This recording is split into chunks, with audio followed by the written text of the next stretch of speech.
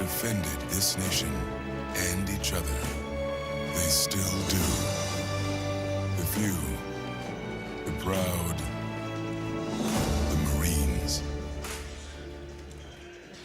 Good evening, everyone. Welcome to the Regional Radio Sports Network, broadcasting live here from the Gage Gymnasium at the Wiekamp Athletic Center.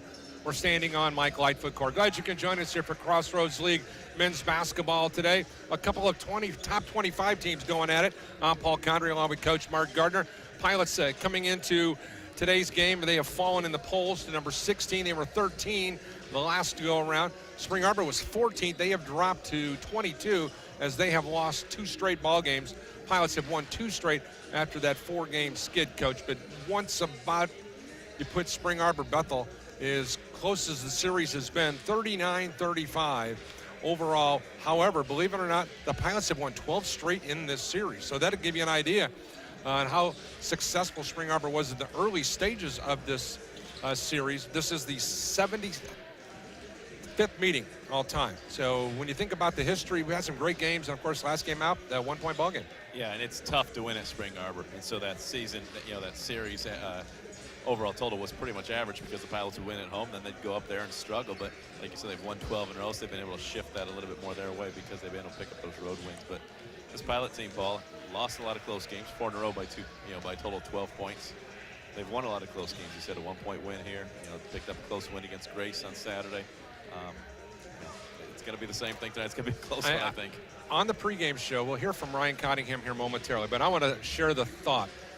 Spring Arbor, 5 of their 7 Crossroads League losses have been decided in single digits.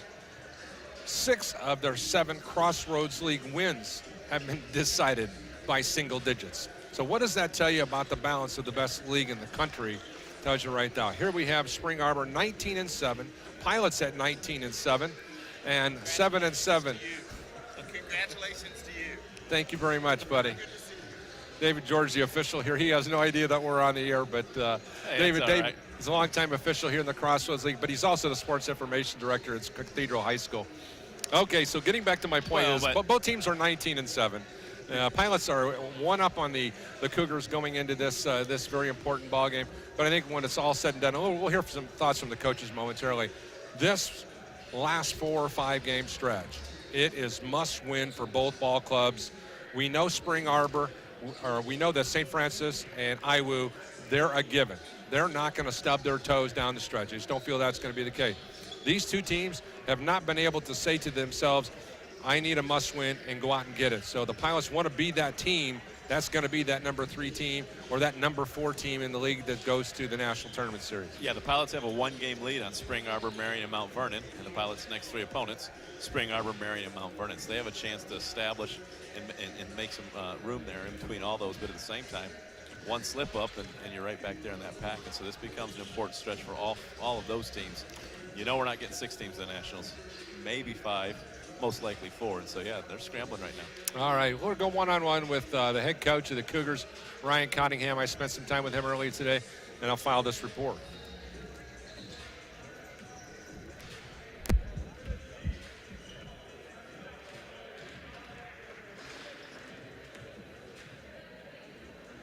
Crossroads League men's basketball here today from Bethel College here on Mike Lightfoot Court. Joining us now here, head coach of the Spring Arbor Cougars, Ryan Cottingham.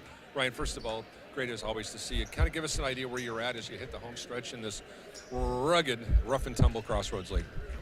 We're still in one piece right now, fortunately, but you're right. The Crossroads League, what a grind, what an incredible league, top to bottom. I mean, right a week ago, Grace had the longest winning streak in the league at 3 games, and they hadn't won a game prior to that. And the 2 games before their 3-game winning streak, they lost 2 games in overtime.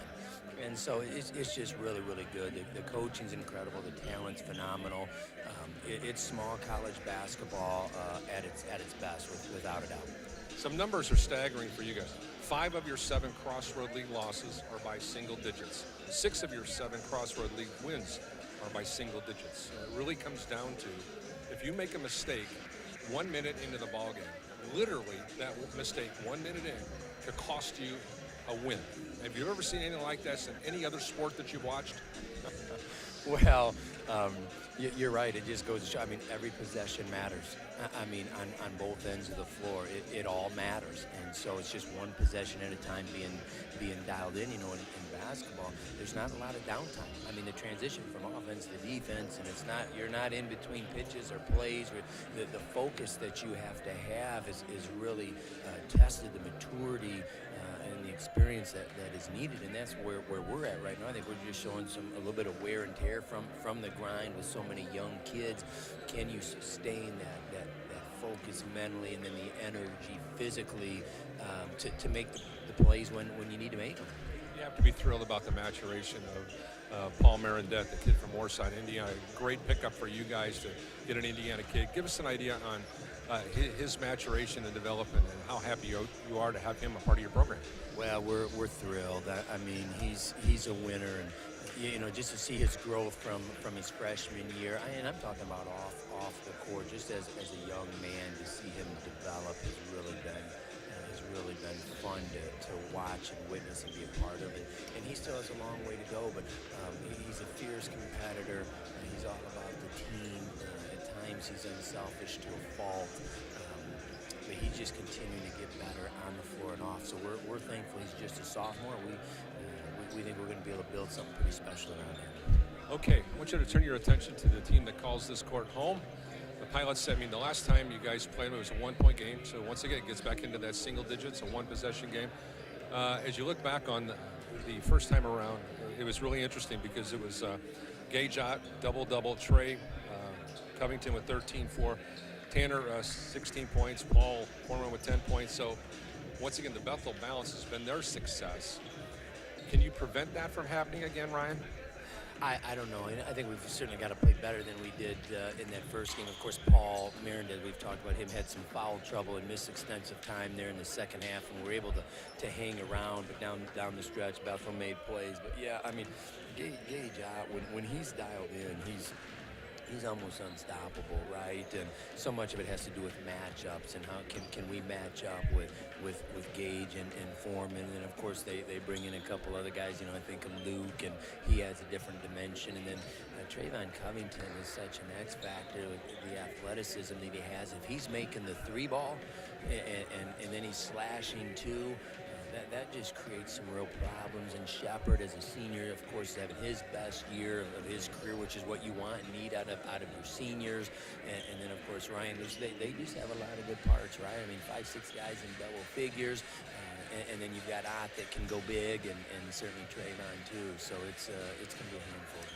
Talk about Miedendorf matching up against Big Gage Ott. I tell you what, there are contrasting styles because you got Gage big and wide, and Zach is tall and lanky, and both of them can be effective. I mean, last time around he had 12 points, but he only played 60 minutes because he also got into foul trouble as Miedendorf did. Yeah, that's a really tough matchup for us because of the physicality that Gage Ott brings and presents. So that's going to be hard. So Zach's going to need to stay out of foul trouble. He's got to be smart and disciplined and be very aggressive offensively and then smart on the defensive end, right? And so that's going to be an interesting one to keep an eye on. Who gains favor in that, but certainly Ott. It will be hard for Zach to control Ott by himself. We'll have to get some help to control Gage. I don't know if anybody can guard Gage one-on-one. The silliest question you're going to get all year: is this a must-win, or are every game's a must-win at this stage? It is, yeah, no question in terms of seeding for the conference tournament and beyond. And there's no margin for error. We're just go out and play free and focused. And you know what happens. It's not going to define who we are or our season. We're going to give it our best. We're going to keep it in perspective and hopefully just play as well as we can possibly play here on February 6th. Is that the date, Paul? Good to see you, buddy. Thanks for your time. You too. Appreciate it as always. Ryan Cottingham joining us. We'll be back for more College Buckets right after this on Regional Radio Sports. College Basketball Day being presented in part by Gates Automotive, Chevrolet, Toyota, 1,000 used. Selection, price, trust. It must be true. Gates in Michiana for nearly 100 years. Our coverage of college basketball here from the Gates Gym, presented in part by our fans at Gates. I spent some time with Ryan Lightfoot earlier today and filed this report. Bethel College Pilots in action today here at home against Spring Arbor University in our top 25 matchup. The 16th ranked Pilots and the 22nd ranked Cougars. Great matchup the last time these two teams played up at the great airplane hangar in the sky, which would be at Spring Arbor University, a 1-point win by the Pilots. Ryan Lightfoot joining us here on the pregame show. Ryan, first of all, let's just kind of go back and talk about the Grace game. And tell you what, if anybody had never seen Gage Ott play, you could not walk away from that game and say this guy is not an All-American. You know anything about basketball? Yeah, I thought Gage played like a man. You know, the most impressive thing about the whole thing is, 3 minutes into the game, he comes over the bench and says, "My knee hurts too bad, I'm out." And I was like, "Oh shoot, here we go without Gage." And just shows the toughness that he has and how much he loves his teammates. 3 minutes into the game, 17-minute mark, he's saying, I don't know if I can do it today. I'm in a lot of pain. And then he goes out and puts a performance on like that. It just shows a lot about him and a lot about how much he cares about this season, this group, and just really willed us down the stretch to get a win. I think every single time he touched the basketball down the stretch in the second half, he got a bucket or a foul, put pressure on defense. So I can't say enough about him. We think he's a first-team All-American type guy, definitely a first-team All-League guy. So for us, we're happy to have him, but more important, just the toughness and character he carries for our team. What were you pleased with in the Grace game, and what's still a concern for you? Well, I think for us, as we get leads, I think part of our thing is keeping leads and keeping separation. I think we're just learning as a team. We still have that look in our eyes that we want to dominate teams. We just aren't really necessarily sure what that means for us as a group. We have that look, and then it's like, okay, guys, what does that mean? Take away a three-point line and keep guys off the foul line. And I think for us, just having that look was good to see. Now it's coaching them through that and saying, all right, because I never thought, Goshen game, we didn't have that look about us. We got a big lead, and we didn't really sustain it, but we also lost our focus. I think we kept our focus, but we just need to transition to what's going to bring teams back into the game. And so we're learning that as a group, and so I was pleased to see their attention to detail and what we're trying to do, but I think there's still some coaching points that you can get through too. As I went back and looked at the play-by-play of the first game between Spring Arbor and Ryan, Marindad had a great basketball game, make no mistake about that. But I think one of the keys is that you guys attacked Zach Miedendorf right from the get-go, got him into some foul trouble, and really, he had a pretty good game in regards to numbers, but not as good as he has had in some big games for them.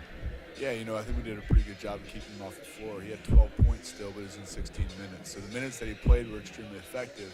But for us, I think we got him in foul trouble early, kept him out of rhythm more than anything else. As he gets to a rhythm, he's a really good player for him. And so obviously our strength is in our bigs, and so we played through the post quite a bit and got him in foul trouble. And you look at their games historically when they don't win or don't play well, it's because he's off the floor. And so what concerned me from last time we played him is we got Marindad and Mendenburg both in foul trouble, and we had an 8-point lead with 12 minutes to go, and their substitution, as we think of our bench being productive for us, their subs actually cut down that lead to 6 with the 6-minute mark. So, we played even up with them almost with the 6-minute mark. We really wanted to extend our bench and really get into theirs and kind of use our depth against them. So even though Zach didn't play extremely well against us, in terms of his minute productivity, I felt like their bench really stepped up and carried the weight things out. The new rankings are out. Cougars are number 22. You guys are 16. But it's not really important at the rankings. But really, at this stage of the year, with 4 or 5 games left remaining in league play, it's really a must-win for everybody. We know that St. Francis and Iowa are going to be qualifiers, but the question is, and it's not said and done who's going to be the 3 and the number 4, and maybe hopefully even a 5 if we get lucky in regards to the Crossroads League. So give us your thoughts on the type of hunger your team is going to have tonight to beat this team who's also going to be pretty hungry because they've lost 2 straight. I look at the league and I look at the NAIA, and I think you can get really caught up on the numbers and all the analytical side of things. Hey, this is the tiebreaker, this is this. Reality was, about a week ago, I made a decision. I was so caught up in looking at the rankings and who teams were playing. I said, none of this matters if we don't win games. And so for us, it's about just winning games. You got to look at one game in front of your nose, and that's Spring Arbor. And so for us, yeah, it's an important game. Is it worth 2 if you win, whatever? You can say all that stuff. But the reality is it comes down to playing hard tonight and winning. And that's what it boils down to. It's a result-based industry. We've got to get results tonight in terms of a win. And so not getting too caught up on what this means for the national attention, what this means for putting in tiebreaker situations. It's about, hey, we got an opportunity to play a game, and we should just play to our standard regardless and let the outcome take care of itself. We shouldn't play harder just because it means more. We should play harder because we have an opportunity to play the game of basketball. We'll leave the analytics to the sportscasters. I think that's what we'll do. Okay, let's talk about things on the offensive end of things and the defensive end of things. What do you have to do in those two areas to win the game? You know, I think we got to guard the three-point line. This is a team that shoots the three extremely well. You know, the top 10 in the country in three-point percentage. So for us, I think last time we were at their place, we held them really, really well behind the arc and just really guarded the three-point line, made an effort to that. And really, we're locked in on our defensive assignments. Obviously, have guys that can hit a lot of shots, and so you got to minimize their secondary scores for them. So you know Marindet, you know Menendorf are going to get what they're going to get. Last time you looked at the games, Spring Arbor was successful. You know, Hamilton, when they played Indiana Wesleyan, has 18 points. Hamilton against us had 2. So guys like Hamilton, guys like Zeideman, those are the guys that you really have to control and not allow them to get 15, 18 points. You know, hit a shot here and there because that's what they do. You can't be perfect in your game, but allow those secondary pieces to really be guarded and feel challenged for 40 minutes. We'll be back with more of College Buckets right after this on the Regional Radio Sports Network. Do you want to be a part of a company that is committed to excellence in their products and services?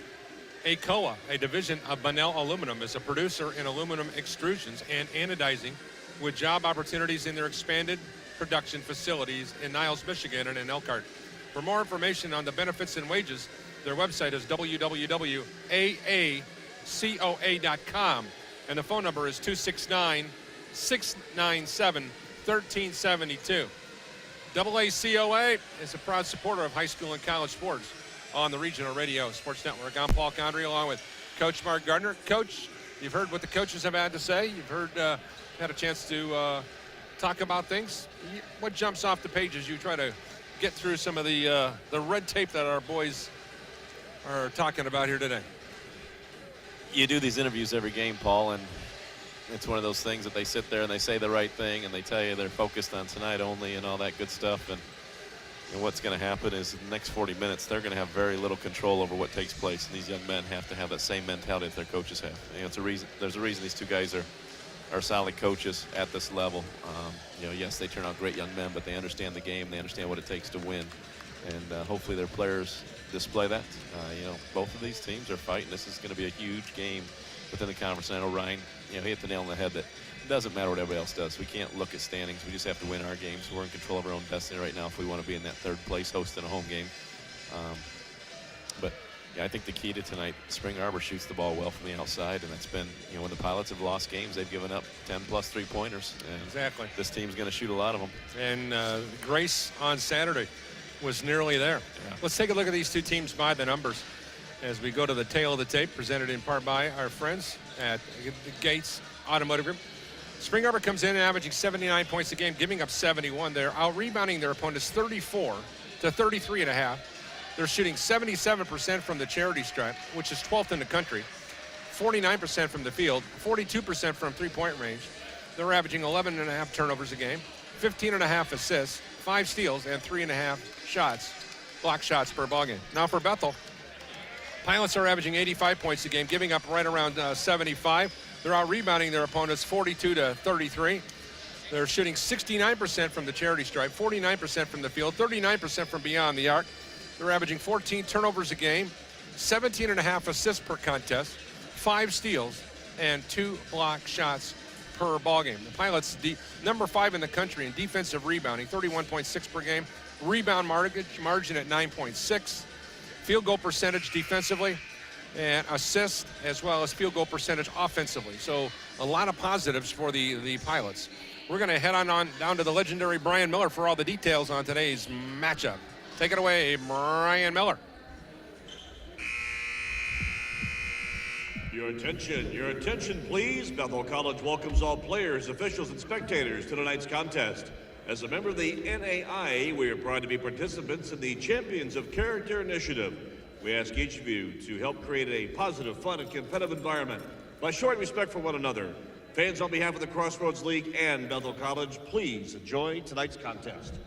Ladies and gentlemen, this time we ask you to please rise and kindly remove your caps as Bethel College senior Trayvon James leads us in tonight's opening prayer.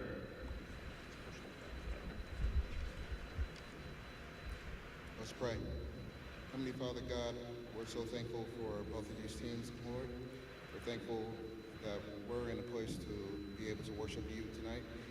God, let both teams be blessed tonight, and God, guide them, O Lord, into victory. In Jesus' name, amen. Thank you. Fans, please remain standing as we honor America and those who serve and protect our great country with the singing of the Star-Spangled Banner. Tonight's national anthem will be performed by Bethel College sophomore, Michaela Love.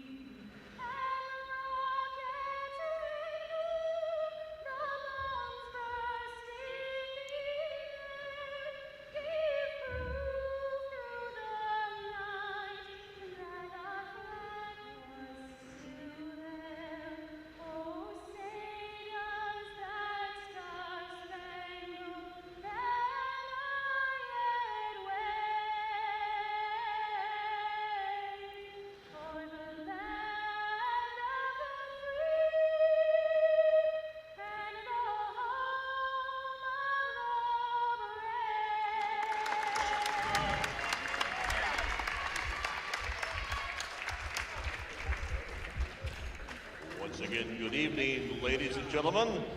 Welcome to Mike Lightfoot Court inside the Gates Gymnasium here on the campus of Bethel College. This is the Wiekamp Center. Thank you for attending tonight's men's basketball Crossroads League matchup between the Cougars of Spring Arbor University and the home team, your Bethel College Pilots. Let's meet the starting lineups now, brought to you by Papa John's. Better ingredients, better pizza, Papa John's. First for the visitors from Spring Arbor. At one guard, a 6'3" senior wearing number 3, Drew Seidema. At another guard, 6'2" junior, number 4, Tommy Hamilton. At forward for the Cougars, a 6'8" senior, number 5, Zach Medendorf. At a guard, a 6' sophomore wearing number 11, Paul Marindet. And at forward for the Cougars, 6'6" sophomore, number 30, Jeff Beckman. Head coach of the Cougars in his 19th season is Ryan Cottingham. Ladies and gentlemen, boys and girls, here's the starting lineup now for the home team. Let's hear it for your Bethel College Pilots. Starting at one guard, a 6'1" redshirt junior from Fort Wayne, Indiana. He's number 1, Trayvon Covington. And another guard for your Pilots, a 6'3" junior from Granger, Indiana. He's number 4, Ryan Lutz. And also a guard for BC, 6'1". He's a senior from Bourbon, Indiana, number 24, Tanner Shepard. And the men in the middle for your Pilots. At one forward, 6'6" senior from LaPorte, Indiana, number 42, Gage Ott. And also at forward, 6'8", he's a junior from Cherubusco, Indiana, number 43, Paul Foreman. Bethel coaches are Alex Daniel, Andrew Wingreen, LaFonso Ellis, and the head coach of your Pilots in his first season, a 2010 Bethel graduate, is Ryan Lightfoot. Fans introducing tonight's officials. Tonight's men in stripes, Mr. Brad Klaus, Mr. David George, and Mr. Jacob Paul Linder. All right, there you have it. All the details are in the books. Gold jerseys, gold shorts, dark blue, and white trim for Spring Arbor. SAU, written in blue, trimmed in white on the gold jerseys. Pilots, home white jerseys and shorts, blue trim along the side. BC, along the side written in blue. And, of course, Bethel written in blue, trimmed in gray. Pilots numbers blue, trimmed in gray. As we are underway, the big fella, Drew Zidem, Miedendorf, 6'8", wins the opening tip. There's the ball on the right baseline. Beckham backing in on Gage, swings it over here to the left side, now to Zidem. In the low post now here to Miedendorf, backdoor pass. Oh, a nice look and a score for Jeff Beckham and the Cougars. Great job by Beckham being active. Beckham being active off the ball. A nice little bounce pass there, an easy two. Here's Trayvon Covington with the ball on the right side wing. Trey looking for help. Goes free throw line to Paul Foreman. Paul drives down the lane. Missed the shot, tipped up by Gage, but into the hands of Paul Marendette. Marendette over the timeline now on the left wing. Drives down the lane, kick out into the corner now to Hamilton. Hamilton, three, good. 5-0 Cougars. Hamilton's 35th three-pointer in the year. He's a 43% three-point shooter. You got to get a hand up on those. With the basketball left side wing now, Trayvon Covington. Trey looking for help. Comes around a left elbow screen, goes back to Gage. Gage spins inside and scores the easy field goal. 5-2, Gage's first field goal of the evening, and it's a 5-2 advantage. And he's got a little giddy up in his step, though, Paul. He came down awkward. He's got grimacing a little bit there, but the Pilots have got to pound the ball on him if he's healthy. Miedendorf with the ball here on the left block. One-on-one against Paul Foreman. Spins, kick back out here on the near side now to Hamilton. Hamilton, drive inside, and a score and a foul's call. They're going to wave it off. Basket's good. And it will be Hamilton to the line. 7-2 in favor of the visitors from Spring Arbor, Michigan. And another opportunity to put points on the board is for Hamilton, and he does so. So Spring Arbor, with a pair of three-point baskets, won the easy way and won the old-fashioned way. Now have catapulted themselves to an early 6-point advantage here. And just a minute and a half in. Yeah, Paul, we know Ryan Lutz struggles with foul trouble, and here he is a minute and a half in. He's already got his first foul. Here's Tanner Shepard going into the left corner now to Lutz. Lutz goes inside to Gage. Gage is bodied up inside by Miedendorf. Miedendorf got in foul trouble the last time these two clubs played. Only played about 16 minutes or so. Here's Lutz to inbound to the left of the lane. Comes out now to Foreman. And now he triggers the ball to Trayvon Covington. Now to Lutz. Now into the deep left corner, now to Tanner Shepard. Wrap around here to the low post to Gage. Gage shoots, missed it. Gage got the rebound. Shot no good. Gage tried to get it back. He did get it back, and he laid it up and in. Gage just outworking everybody. Yeah, Ryan Cottingham very unhappy, though, because Gage went over the back at least twice out of those 3 rebounds. And Coach Cottingham let David George know about that. Marendette sends it out here to the top now, here to Beckham. Back to Marendette on the left wing now. Marendette on the hard dribble, spins, looks, goes down to the right side wing, now to Zidem, a deep right corner, now to Beckham. Back to Marendette. Marendette on the dribble drive, steps back out now, back on the right wing. Step back, jump shot. Marendette off the rim, no good. A rebound. Ott and it'll go off of his hands out of bounds. So it'll be SAU basketball to inbound. They lead 8-4 here at the 17:33 mark of the first half of play. It's a tough matchup for Paul Foreman. Marendette needed a great job of staying low and not giving in those head fakes. Tommy Hamilton goes to the left elbow now here. Pull-up jump shot from 14 for Marendette. Good. And it's now a 10-4 Cougar advantage here at the 17:22 mark. Spring Arbor shooting 4 of 5 from the floor, getting off this quick start. Lutz comes out now high to Paul Foreman. Pull-up 16-footer, Karam's off the iron. Gage with the rebound. Back out to Trayvon Covington for 3. Way off the rim, no good. Zach Miedendorf the rebound. Now here is Marendette streaking up the right sideline. Puts on the brakes. He's picked up there by Tanner Shepard. Step back play, and now into the corner to Beckham. Back to Marendette. Marendette around the screen. Drives, cut off by Ott. Back out here to the right elbow to Beckham. His 19-footer, no good. And Spring Arbor's human after all. Here is Tanner Shepard on the right wing now. His club a 6-point trailer. Here's now Trayvon Covington on the right wing now. Right to right elbow screen. Trey, fadeaway 17-footer, good. 10-6. Trey's first field goal of the ballgame comes here at the 16:31 mark. Nice job of Trey recognizing his team needed a bucket, so he called for the high screen and roll with Gage and knocked down the mid-range jumper. Here's the ball in the hands of Tommy Hamilton. Goes left side now here to Marendette, the former Warsaw Tiger. Looking for some help. Lobs it inside now here to Miedendorf. Miedendorf one-on-one against Gage. Looks for help, comes back out to Marendette on the left wing. 9 on the shot clock. Marendette on the dribble drive. Kick out into the corner, and losing the handle on it was Jeff Beckham, the Shelby High School product. And I believe we'll have our media timeout. Coach Cottingham yelling at Marinette. He's got to shoot that. He beat Tanner Shepard bad off the dribble. He had the layup. Pilots are fortunate that he kicked it out to the wing there for the turnover. But Coach Cottingham and I on the same page here. You got to shoot that ball when you get in the lane. Brandon Durnell and A.J. Crawford will check into the contest now as Miedendorf and Hamilton will exit stage left. Well, the next stoppage of play is when we'll have our media timeout. Ryan Hartman's in the game now for Bethel along with Luke Fisher, as Gage Ott is going to get some well-deserved rest. Covington back to the top to Fisher, and now to the far side, now to Hartman. Ryan Hartman into the low post area, or check to Kyle Hartman. Here's Kyle with the drive down to the go. And he scores. I got the name right, Coach. You got it finally. That's good. That's a good bucket for Kyle coming off the bench. We know that he's not a shooting threat usually coming off the bench, more looking to get assists and get his team involved. He plays great defense, so it's nice to see him get a quick 2. 10-8 ball game here. My apologies to Kyle Hartman. You know, we were talking, here's a three-point shot way out here. That's an air ball, and that will be a horn probably here for the media timeout. That's what it's going to be. Coach, if I were to tell you that Kyle Hartman is shooting 76% at the charity stripe in the last 3 minutes of the ball game, would you believe it? Well, hold that thought. Yeah. We'll hear right after this thought and a message from our sponsors.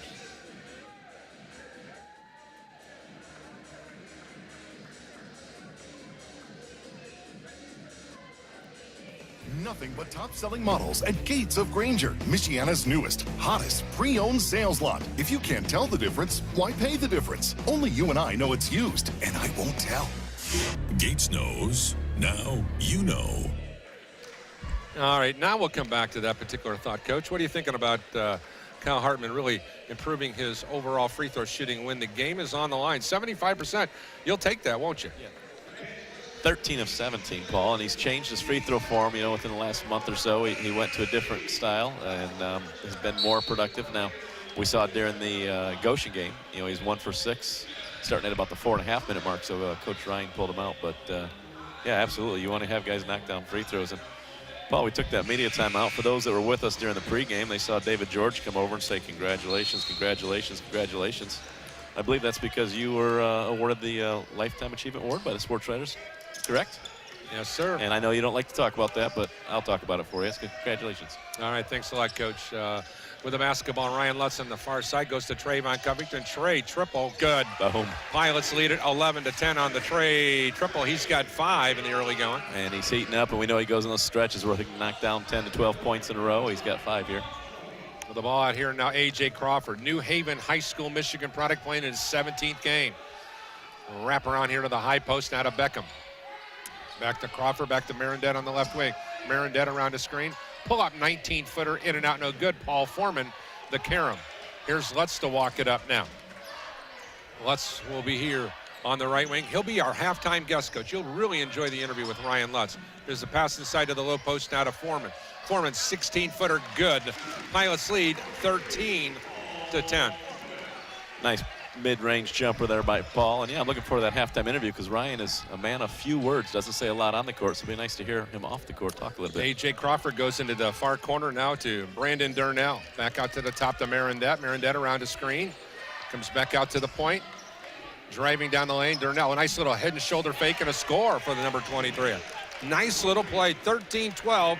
Cougars score it and get within 1 at the 14:01 mark. Yeah, it's a nice patient move, and his team needed that. They hit 4 of their first 5 shots, then they missed 3 in a row, and so he was able to knock that one out. The last time they scored, Coach, was at the 17:22 mark. Here is Ryan Hartman. I did it again. Kyle Hartman. It was a steal. Good defense by Crawford, just taking advantage of Paul, not being aware there.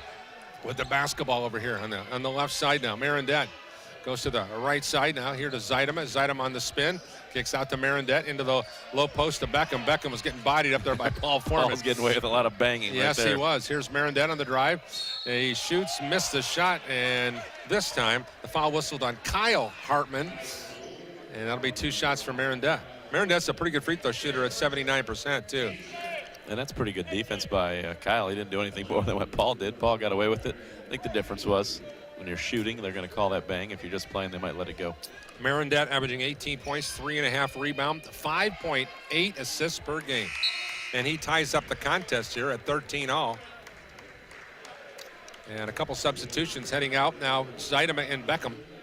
And some fresh faces back in. Tommy Hamilton's back in the game. Miedendorf also back in the ballgame now for Spring Arbor. And number 11 with one more opportunity forthcoming. A slight bend to the knees. Free throw by Marindet. Good. Spring Arbor back in front. 14-13 on the Paul Marindet free throws. Full court zone press. We don't see a lot of that here in the Crossroads League. See how the Pilots handle it. Fisher goes over here now to Trayvon Covington. Trey says, Tanner, move. To Covington, here back to the far side wing now to Hartman into the corner. Now to Shepard. 1-3-1 zone defense down there is a turnover. Good hands Bad by pass Marindet. by Tanner Shepard. And now here is Marindet. Dribbling on the right wing, just ate up Tanner Shepard off the dribble. Comes over here on the left side now to Durnell. Back out here, and boy, what a great play by Marindet to track that one down. Marindet dribbles to the left wing now. 10 on the shot clock. His club, a 14-13 leader. Marindet back to Miedendorf. Miedendorf on the leaner, pulls up from 16 and knocks down the jump shot over Fisher. 16-13 Cougars, 12:31 to go in the first half. Miedendorf averages 15 a game. That's a tough little pull-up jumper coming up off the dribble there for his first two. Shepard comes around a screen, comes back to Gage out at the top. Now to Hartman on the far wing now. Hartman comes back to Trayvon Covington. Trey, triple, good. Tie ball game, 16-16. Trey with a pair of triples now. He's got 53 on the year. And Marindet was right on him. That's the difference between not being concerned about the defense and just having the shooter's mentality as opposed to trying to think, am I open or not? Crawford with a basketball, handing it off now here to Hamilton. His jump shot from 15, good. Cougars lead at 18-16. Hamilton's got 8 points out of the team's 18 here early on. Defense optional here in this first 10 minutes or like so. Like the Super Bowl. Yes, indeed. Ott with the basketball on the low post. Backing in, fakes, shoots, and scores. And boy, that thing was just really amazing the way he's got such a soft touch around the basket. Gage now with 4, going along with 3 rebounds and a nice little bouncer. I'm sorry, he's got 6 points now, Paul. Marindet with the ball. Free throw line, looks, goes right side wing now to Brandon Durnell. Durnell looking for help, hands it off on the far side to Crawford. Crawford taking Trey baseline, looking, wrap around here to the far side. Oh, and a nice play on the first row over there by one of the all-time Bethel best volleyball players, Haley Brown, in the right place at the right time. Yeah, miscommunication there as two Cougars looked at each other. You get it, I got it, nobody gets it. And Haley said, I'll take it. Here's Hartman with the basketball over the timeline now. It's to Kyle Thompson, who just checked in at that last dead ball. We're tied 18-all, ladies and gentlemen. Covington goes inside to the low post to Gage. Gage waits for a cutter. Gage will turn, and a ball slapped away. Now he'll come back out to Hartman. Hartman on the far wing, dribbles to the top, looks for ball reversal. Now comes out here to the left side to Kyle Thompson. Shot clock winding down now. Hartman on the dribble drive, lost the handle on it. Cougar basketball. Yeah, it's a good decision there. He's pleading with Brad Klaus for a foul, but you're not going to get that. He just lost control of that, trying to attack the basket. Good defense by Spring Arbor that possession. Ryan Lutz checks into the game. Trayvon Covington will head to the bench. And here come the Cougars. A.J. Crawford on the walk over the timeline now into the midcourt area. Goes left side here to Tommy Hamilton. Hamilton, left elbow, goes to Miedendorf here on the left wing. Miedendorf matched up against Kyle Thompson, hands it off now to Crawford. Back to the far side wing, now to Hamilton. Now here to Ben Geschke. Geschke at the right elbow, swings it in the deep right corner, now to Hamilton. Hamilton spins, jump shot, banks it up and in. Beautiful shot, but there on the right side. 20-18 Cougars, 10-18 to go. First half of play. Hamilton averages 10 points a game, and he's got 10 points halfway through the first half. Yeah, he was pretty quiet the last time here. Is Lutz with the basketball. Comes back out now here to Ott. Ott waits for a cutter to go by. Hamilton in the first ball game, coach, 2 points. Here's Lutz, 17-footer, right elbow, good. We're tied 20-20. 10 minutes into the game, Ryan Lutz gets his first shot attempt off, knocks it down. With the basketball far side, Tommy Hamilton. Hamilton comes around a screen from Durnell. Boy, big matchup in there. There's a good switch. Kyle Thompson will back in. Here's a shot here from the right block, no good. Tanner Shepard the rebound. Nice job by Kyle Thompson to get a hand up and go straight up. Shepard with the ball on the far wing now. On the dribble, stops. Comes out here to the top now to Kyle Hartman. Kyle Hartman. Back to Kyle Thompson. Thompson goes into the deep right corner now here to Hartman. Hartman on the hesitation dribble, drives, fadeaway 12-footer, no good. Kyle Thompson the rebound. Kyle to the goal, missed the shot. Rebound, Miedendorf of Spring Arbor University. Good job of battling down there by KT, but Miedendorf stayed with it and came away with the rebound. Here's Miedendorf with a jump shot way out here long. Rebound into the hands of Tanner Shepard. He'll take that shot. Coach Cottingham yelling, move the ball. That's a shot he can take with 5 seconds of the shot clock, but not that early. Kyle Hartman with the ball here on the right wing and a 20-20 tie at the 8:52 mark. Here's Ryan Lightfoot with the ball. Goes deep right corner now here to Shepard. Now to the left block now here to Thompson. Back to Hartman. Hartman on the dribble. Bounce pass inside, and he threw it away. Here comes Crawford driving. Kicking out here into the corner. Triple on the way is an air ball. On the release by Geschke. And here come the Pilots. Tanner Shepard on the far wing will stop, pop, a terrible shot. Yeah, it's bad decision. And he's coming out of the ball. And Ryan Lightfoot says, what are you doing? Team needs a basket right there. Pass inside now to Miedendorf. Miedendorf with a right-handed hook. Goaltend. Offensive goaltending on Gage. 22-20, 8:12 to go here in the first half of play. Cougars, Pilots, and a dandy. Pilot shooting 53% from the floor. Spring Arbor shooting 53%. Trey Burns into the ballgame now after an injury. Good to see him back. Here's Trey Burns going over here to Lutz. Lutz is asking Kyle Thompson to come out high. Kyle hands it off now to Tanner Shepard. Go to the Lutz in the far wing.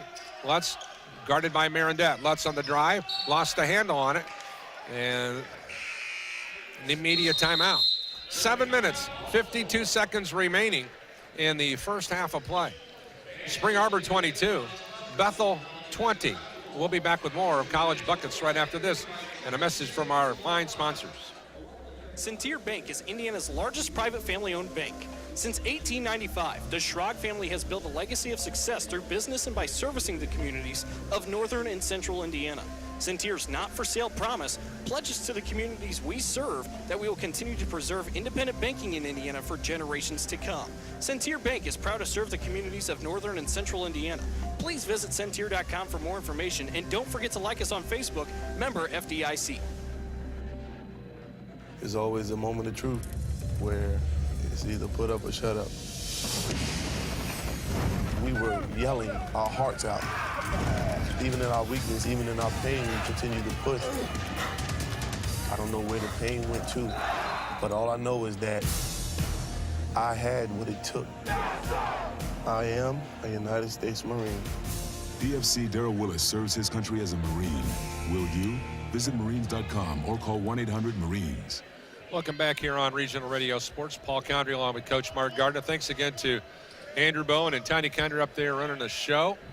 Wonderful job as always by our crackpot team. As it will be Lutz to inbound. Goes it off to Foreman and back to Lutz for three. Good. Pilots lead at 23-22. You got to see that one coming. Yeah, Paul, I say it all too often, but Ryan Lutz needs high-volume shot attempts. He's 2 for 2 from the floor. Needs to get more shots off. That's an easy one right there. There's a pass inside. Miedendorf beat Paul Foreman to the spot and laid it up and in, giving the Cougars the lead back at 24-23. 7:30 to go. First half of play. Great back screen there. No communication by the Pilots. Let Miedendorf get to the rack. Trey Burns with the basketball here on the right wing. Goes back out high to Tanner Shepard, back to the far side wing, and into the low post to Paul Foreman. Paul fakes, still on the look, goes to the left elbow to Thompson, or he gives it off to Tanner Shepard. Tanner with a drive, off-balance shot, no good. Trey Burns hustles down the rebound. And then finally they'll re-engage the offense with Lutz out top. Back to Trey Burns on the far wing now. Into the low post to Paul Foreman. Foreman with the right-handed drive, and he's fouled by Miedendorf. It's going to be his second, team second. Trayvon will be coming back in. Trayvon's 3 for 4 from the floor tonight, 2 of 3 from three-point range. Got 8 early points. Foreman heading to the line, where he's a 78% free throw shooter. When everybody else has their hand out for your sweet refund check, Gates Automotive says, we don't need no stinking refund check. Just $5 measly gets you driving. Buy a Toyota RAV4 Chevy Equinox for just $199 a month.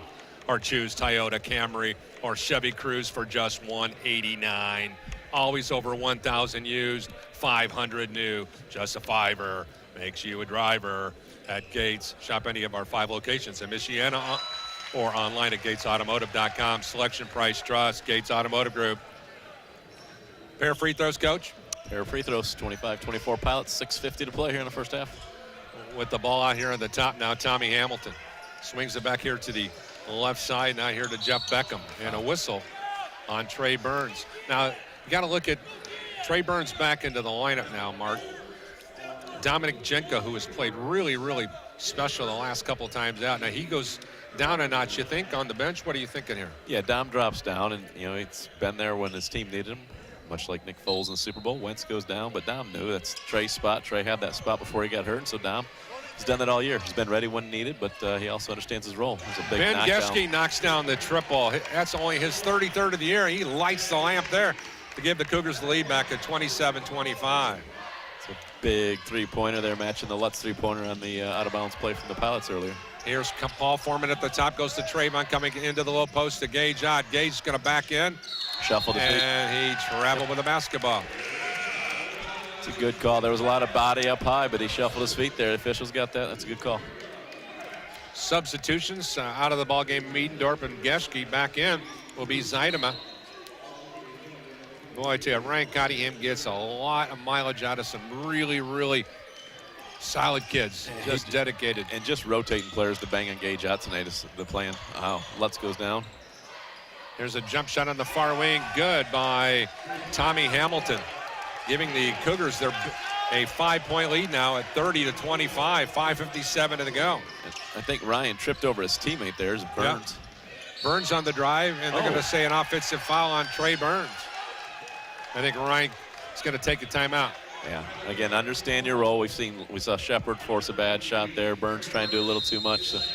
So Bethel will take their first time out of the ball game here. 5:51 to go in the first half. Bethel's timeout.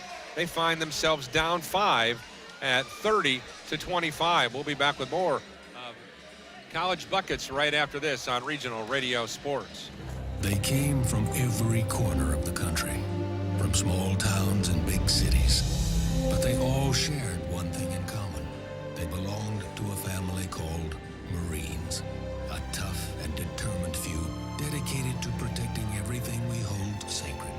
And still, they come. Celebrate the history of those proud few who have earned the title Marine. Welcome back here on Regional Radio Sports. Paul Condry along with Coach Mark Gardner. Lake City Bank is proud to sponsor Bethel College men's basketball. Lake City Bank offers business loans, deposits, treasury management, and merchant services solutions for business large and small. All delivered by local bankers. Go to lakecitybank.com/business for details. Coach, your thoughts here at the 5:51 mark of the first half where the Cougars in the midst of a nice run here. Just moments ago, we were tied 20-20. Yeah, moments ago they were shooting 53% from the floor. Now they're shooting 63% from the floor. That's why they've been able to jump off this lead. They got off to a hot start. They cooled off for a little bit. Now they're back shooting lights out.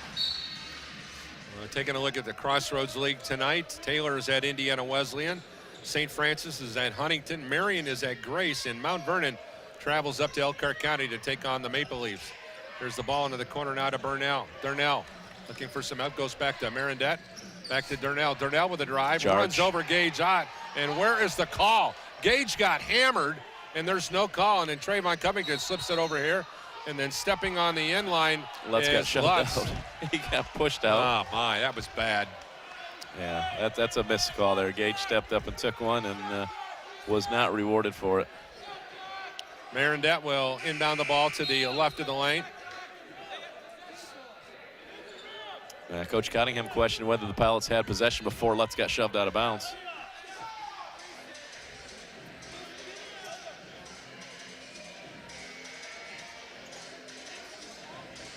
David George talking things over here with Ryan Cottingham. You can cop an ear in there, Coach.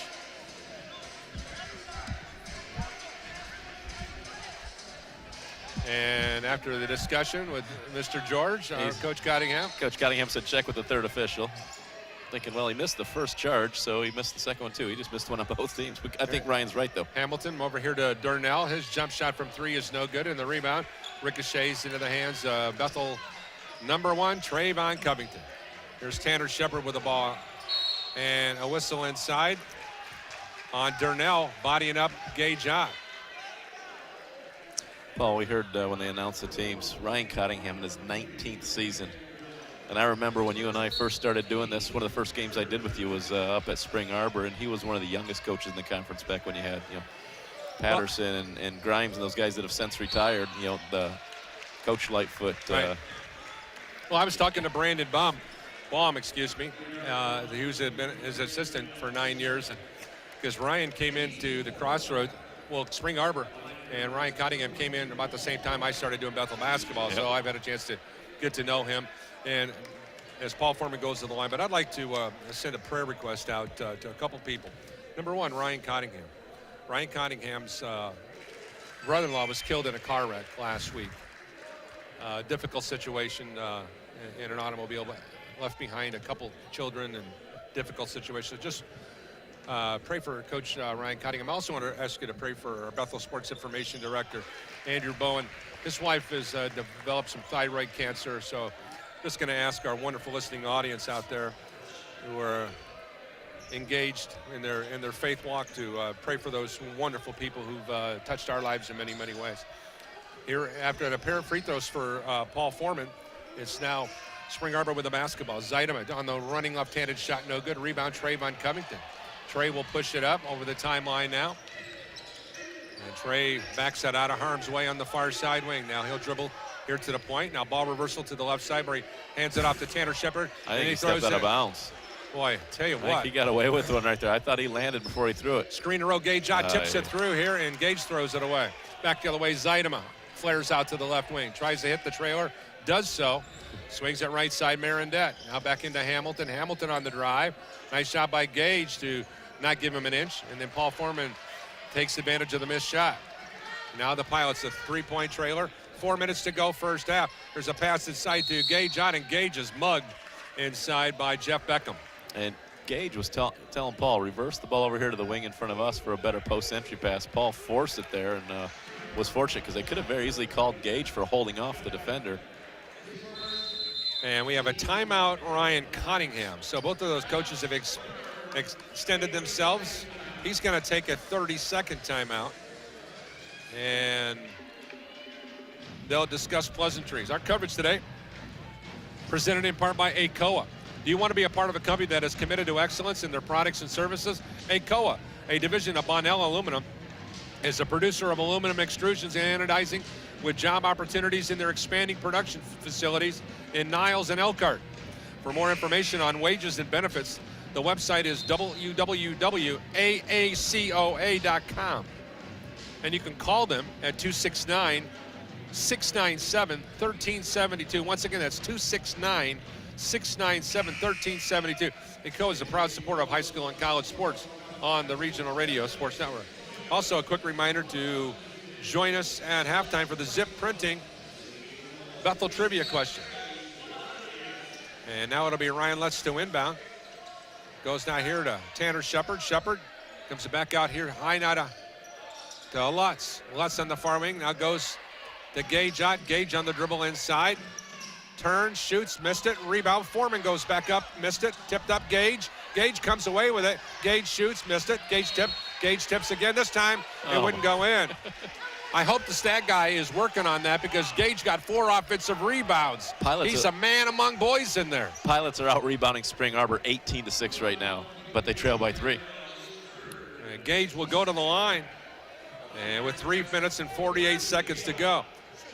He has got some serious hops. And the free throw is good, 30-28.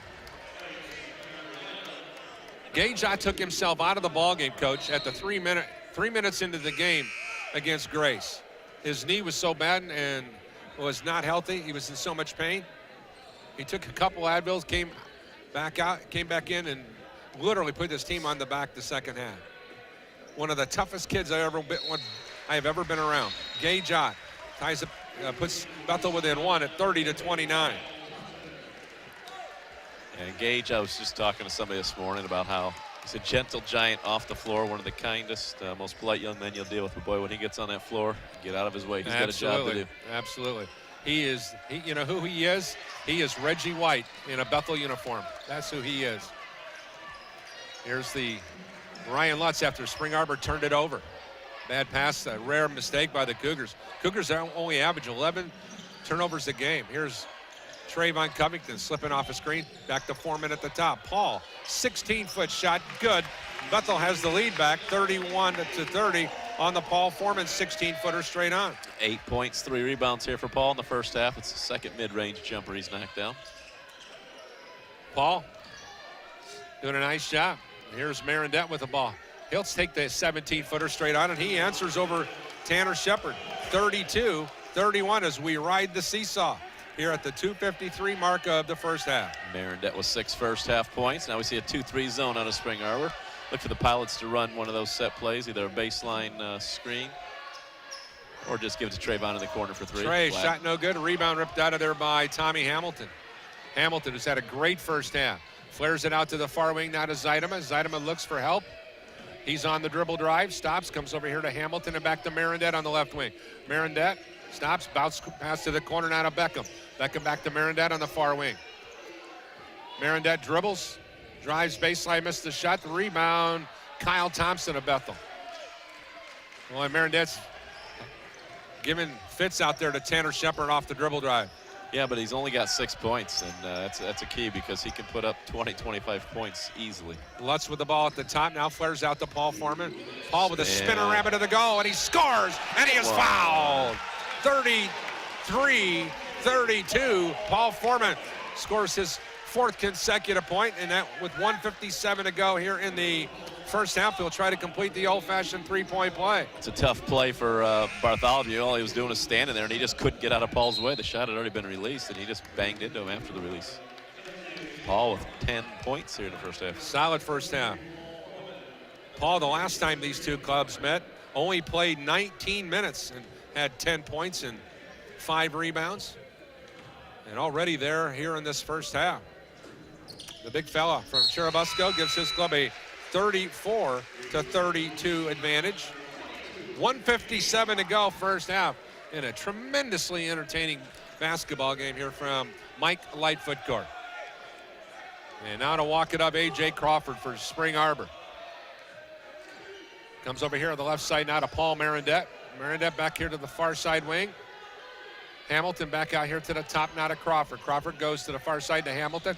Hamilton steps back out. Looks for ball reversal, goes into the corner out of Bartholomew. Back out to the top now to Crawford. Crawford on the dribble drive, and they're going to call a foul on Trayvon Covington on the hand check. And that's okay. It's only Trayvon's first, the team's 5th, so you've got another foul to give. 1:32 to go in the half. And it will be Crawford to inbound the ball to the right of the lane from our vantage point here at the center court area. Bartholomew slips the screen over here. My, oh my. Here's pass out here to Hamilton. Hamilton's 3, good. Tommy Hamilton's got it stuck in automatic, and the Cougars jump back in front 35-34. Hamilton has 16 points in the first half. Pilots had better find him and get a hand up. With the basketball now, Ryan Lutz. Pilots going to set a double cross screen on the baseline. Trayvon Covington or Tanner Shepard should be wide open. There's Tanner. A pass inside to moving screen.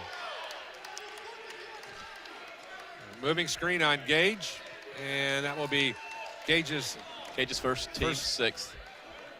I tell you what, you get Gage to play 19 minutes without a foul. You've been in a fortunate situation. Pilots love that play when teams go 2-3 zone. The 2 big set cross screens. One screens the middleman, one screens the wing, and a guard slips in behind him there. Crawford at the point now, goes to Marindette on the right wing. Trying to find the hot hand, which is Tommy Hamilton. Marindette now to the deep right corner, comes around a screen from Bartholomew, back to Hamilton at the top. And a battle of number 4s here. Hamilton and Lutz. Here's the ball here, top now to Marindette. 7 on the shot clock, bounce pass inside. Lutz steals it, and Lutz traveled and no call. The Pilots got a huge break. Yeah, it's Coach Cottingham's going to question that one.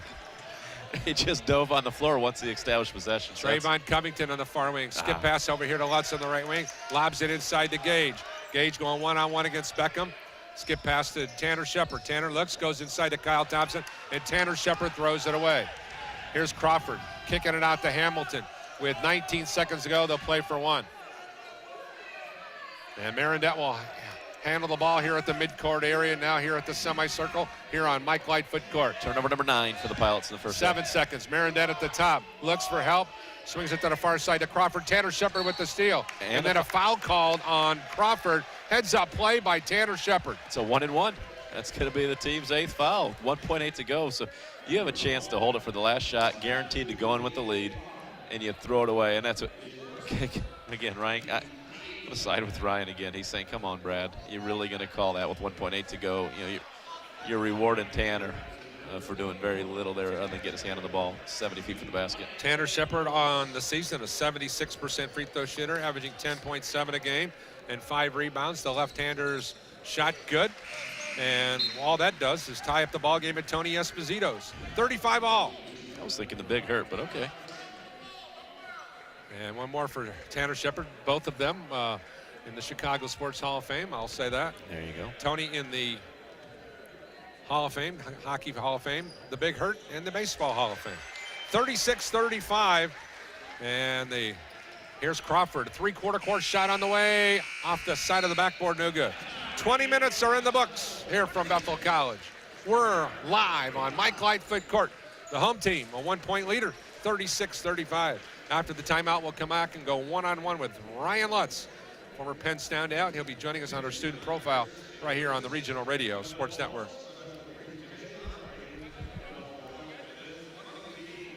This is boot camp. This is the real thing now. You've never done anything so hard in your life. You don't understand how you can finish. It takes inner strength and desire to become a Marine. When I finished, I was like, I did it. The moment I will never forget is when this drill instructor that I admired so much comes up to me and said, "Good morning, Marine." PFC Summer Volkman became a Marine. Can you? Visit Marines.com or call 1-800-MARINES. It's pouring rain. It's real dark outside. Your heart starts beating really, really fast. You've never done anything so hard in your life. This is boot camp. This is the real thing now. It's such extreme pain, you don't understand how you can finish. I began to feel that there was no way I was ever going to have my title, U.S. Marine. It takes special inner strength, courage, and desire to do this. I was just thinking, I'm so close. I'm so close.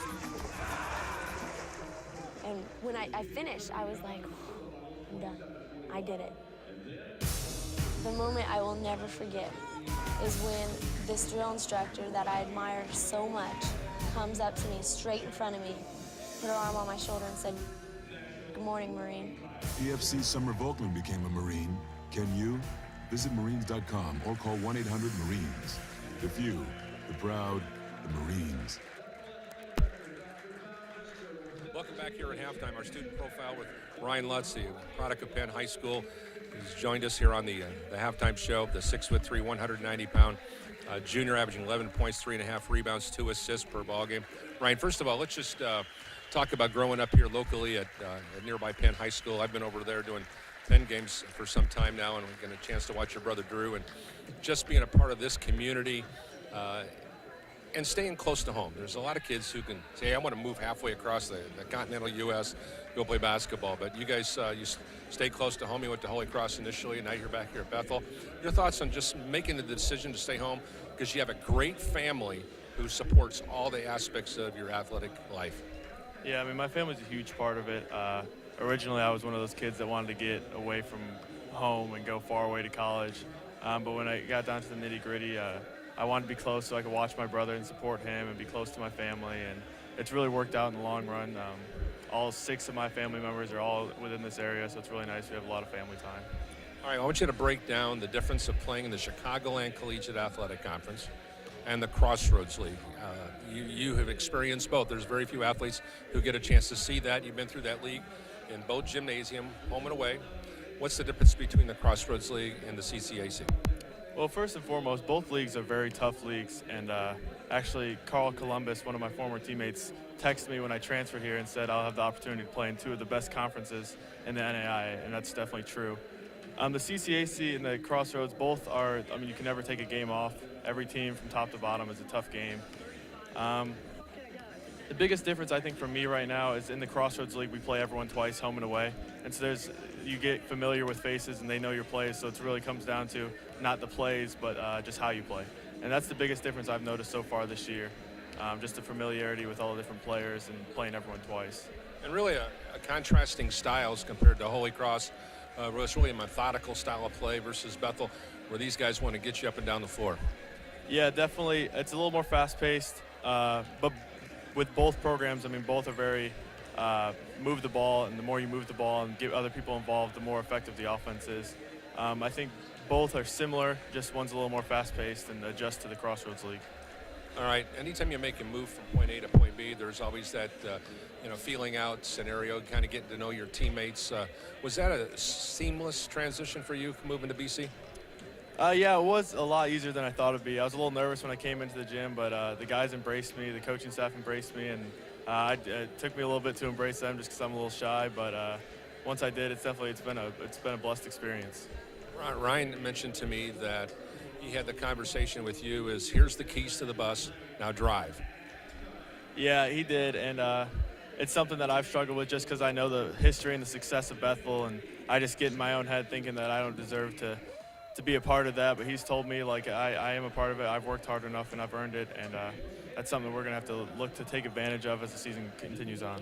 Well, you've been struggling off and on and playing through an injury, and I know that certainly takes a tremendous amount of mental toughness, and if you look at the way your body is right now, just kind of give us an idea on how you're dealing with coping with pain, playing through pain, and also the aspect of getting to know your new professors here on the Mishawaka campus. So there's a wide variety of growing pains going on still here, and it is in February. Yeah, I mean, first and foremost with the dealing with injuries, I mean, every college basketball player at this point of the year is probably dealing with some sort of injury. It helps. We have a great trainer, Josh. He's been taking care of me, rehabbing me every day, so I get ready to go for practice and games. And then just adjusting in the schoolwork. It's not too much different than Holy Cross, very similar. But the professors are really nice, and a lot of them come out and support the basketball team, so they know me from that. But yeah, it's been a pretty smooth transition. Well, one thing about it, they're shooting 91% at the charity stripe. I know Coach Lightfoot said he wants the ball in your hands when the game is on the line. And when we've seen you gone up there, is it just like shooting in back home on the driveway? Yeah, I mean, that's something me and my little brother Drew, we take pride in our free throw shooting, and we've had competitions for a while. He right now has me beat out for most consecutive. He's hit, I think, 256 in a row. I've just cracked the 200 mark, so I'm hoping to beat him there. But I think I have him in percentage this season, so I'm still holding that to him. Hopefully I can keep getting to the free throw line more and getting easier buckets that way. All right, well, how much would it mean to you if by some chance he decides to come to Bethel and you guys would be going in the same school? I mean, that would be kind of a neat. I'm trying to recruit him, I think. Yeah, that'd be cool. He would fit in perfectly here at Bethel, but I mean, he'd fit in. I think he'd fit in anywhere. His work ethic and the competitive nature that he has, he just finds a way to be a leader of every team he has and make them more successful than they probably should be. All right, final question. Give us a prognosis as you guys are hitting the home stretch here with 4 or 5 games left in the league. What do you have to do to be successful down the stretch here? Yeah, we just have to continue to take pride in our defense. When we get struggling offensively, our defense is when it really comes through. We've won some games in the 60s like earlier in the season. We'll just have to keep taking pride in our defense, and the offense will fall. Great to see you here. It was great to see you at Holy Cross. It was good to see you at Penn. Thanks for taking time. Thank you. I appreciate all you do. We'll be back with more of College Buckets right after this on Regional Radio Sports. All right, Coach Mark Gardner getting to know Drew Lutz. Right. Big brother. How about that for us? Kick save and a beauty. Drew Lutz's bigger brother. And, you know, that's Broadcaster Hall of Fame save right there. That is perfect. Drew, of course, we'll see Drew on Friday because we'll be doing the Penn game against Elkhart Central. And, of course, it's neat to watch both of them, and they both shoot the ball really, really well. So, all right. My analysis before you go over the first half stats, it's plain and simple. It's all about Tommy Hamilton. Tommy Hamilton in the first game for Spring Arbor had 2 points, 1 rebound. No, check that. In the first time, he had 2 points. He was 1 of 6 shooting in the first game between these two clubs. no rebounds, 5 assists, and 2 steals. Now he's in a situation where he is lighting it up. He has 16 points, 1 rebound, no assists, and no steals. And he's had uncontested three-pointers, knockdown threes. You know, we talked that 10's kind of that magic number. When the Pilots give up more than 10 three-pointers, they've been on the losing end. Right now, Spring Arbor's 4 of 8, and I feel like they've passed on some opportunities, so there's a reason it's a 36-35 game.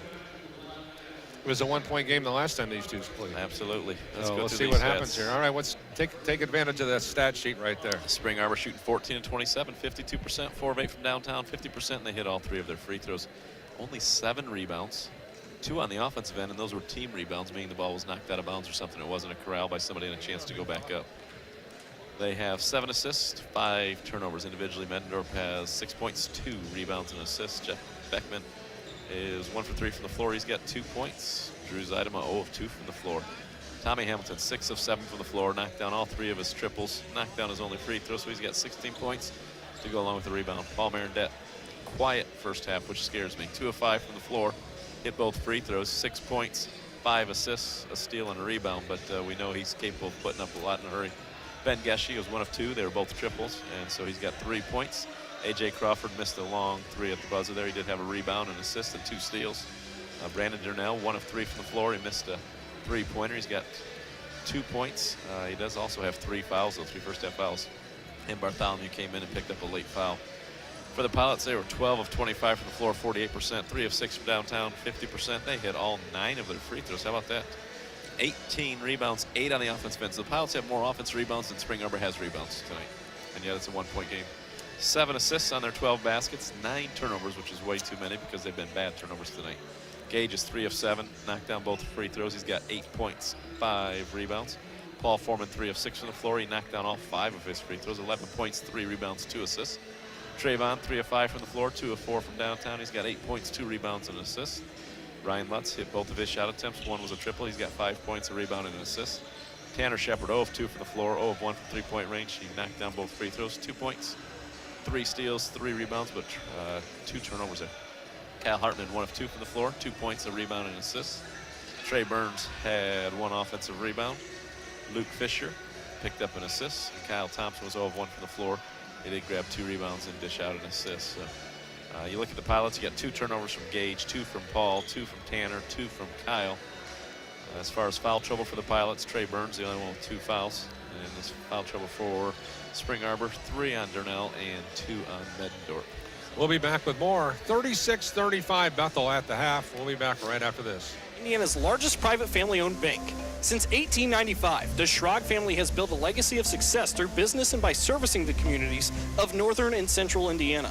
Centier's not-for-sale promise pledges to the communities we serve that we will continue to preserve independent banking in Indiana for generations to come. Centier Bank is proud to serve the communities of northern and central Indiana. Please visit Centier.com for more information, and don't forget to like us on Facebook, member FDIC. There's always a moment of truth where it's either put up or shut up. We were yelling our hearts out. Even in our weakness, even in our pain, we continued to push. I don't know where the pain went to, but all I know is that I had what it took. I am a United States Marine. PFC Darrell Willis serves his country as a Marine. Will you? Visit Marines.com or call 1-800-MARINES. This is boot camp. This is the real thing now. You've never done anything so hard in your life. You don't understand how you can finish. It takes inner strength and desire to become a Marine. When I finished, I was like, I did it. The moment I will never forget is when this drill instructor that I admire so much comes up to me and said, "Good morning, Marine." PFC Summer Volkman became a Marine. Can you? Visit Marines.com or call 1-800-MARINES. Welcome back here on Regional Radio Sports Ball Comedy along with Coach Mark Gardner. It's a privilege to be here courtside with you here on Mike Lightfoot Court. Pilots in search of their 647th all-time win in school's history here at home. Let's go on over to Coach Mark Gardner with our zip printing halftime trivia question. Coach, knock it down. All right. You may know this one, Paul. Zip Printing, where we do everything from business cards, envelopes, brochures, to signs. Yeah, by the way, banners, nice apparel. banner that you got us, man. National Championship banner that we just was presented here at halftime for the rugby came from us. We also did one for the Indiana Football Digest. Yeah, go around and get your good pictures. stuff, It turned out nice. So let me know if you need anything. Here's your trivia question. How many times has Bethel held the #1 ranking in the national poll for NAIA? How many times has Bethel held the #1 ranking? If you have an answer or a guess, feel free to text 574-274-6565. It's the same number you can call if you need some printing done for you as well. But how many times has Bethel? And I'll tell you right now, it's the most in NAIA history. Pilots hold the most #1 rankings. While you're looking for that answer, I'm going to go back to that halftime interview. I grew up with 3 brothers, and my dad had a real simple rule.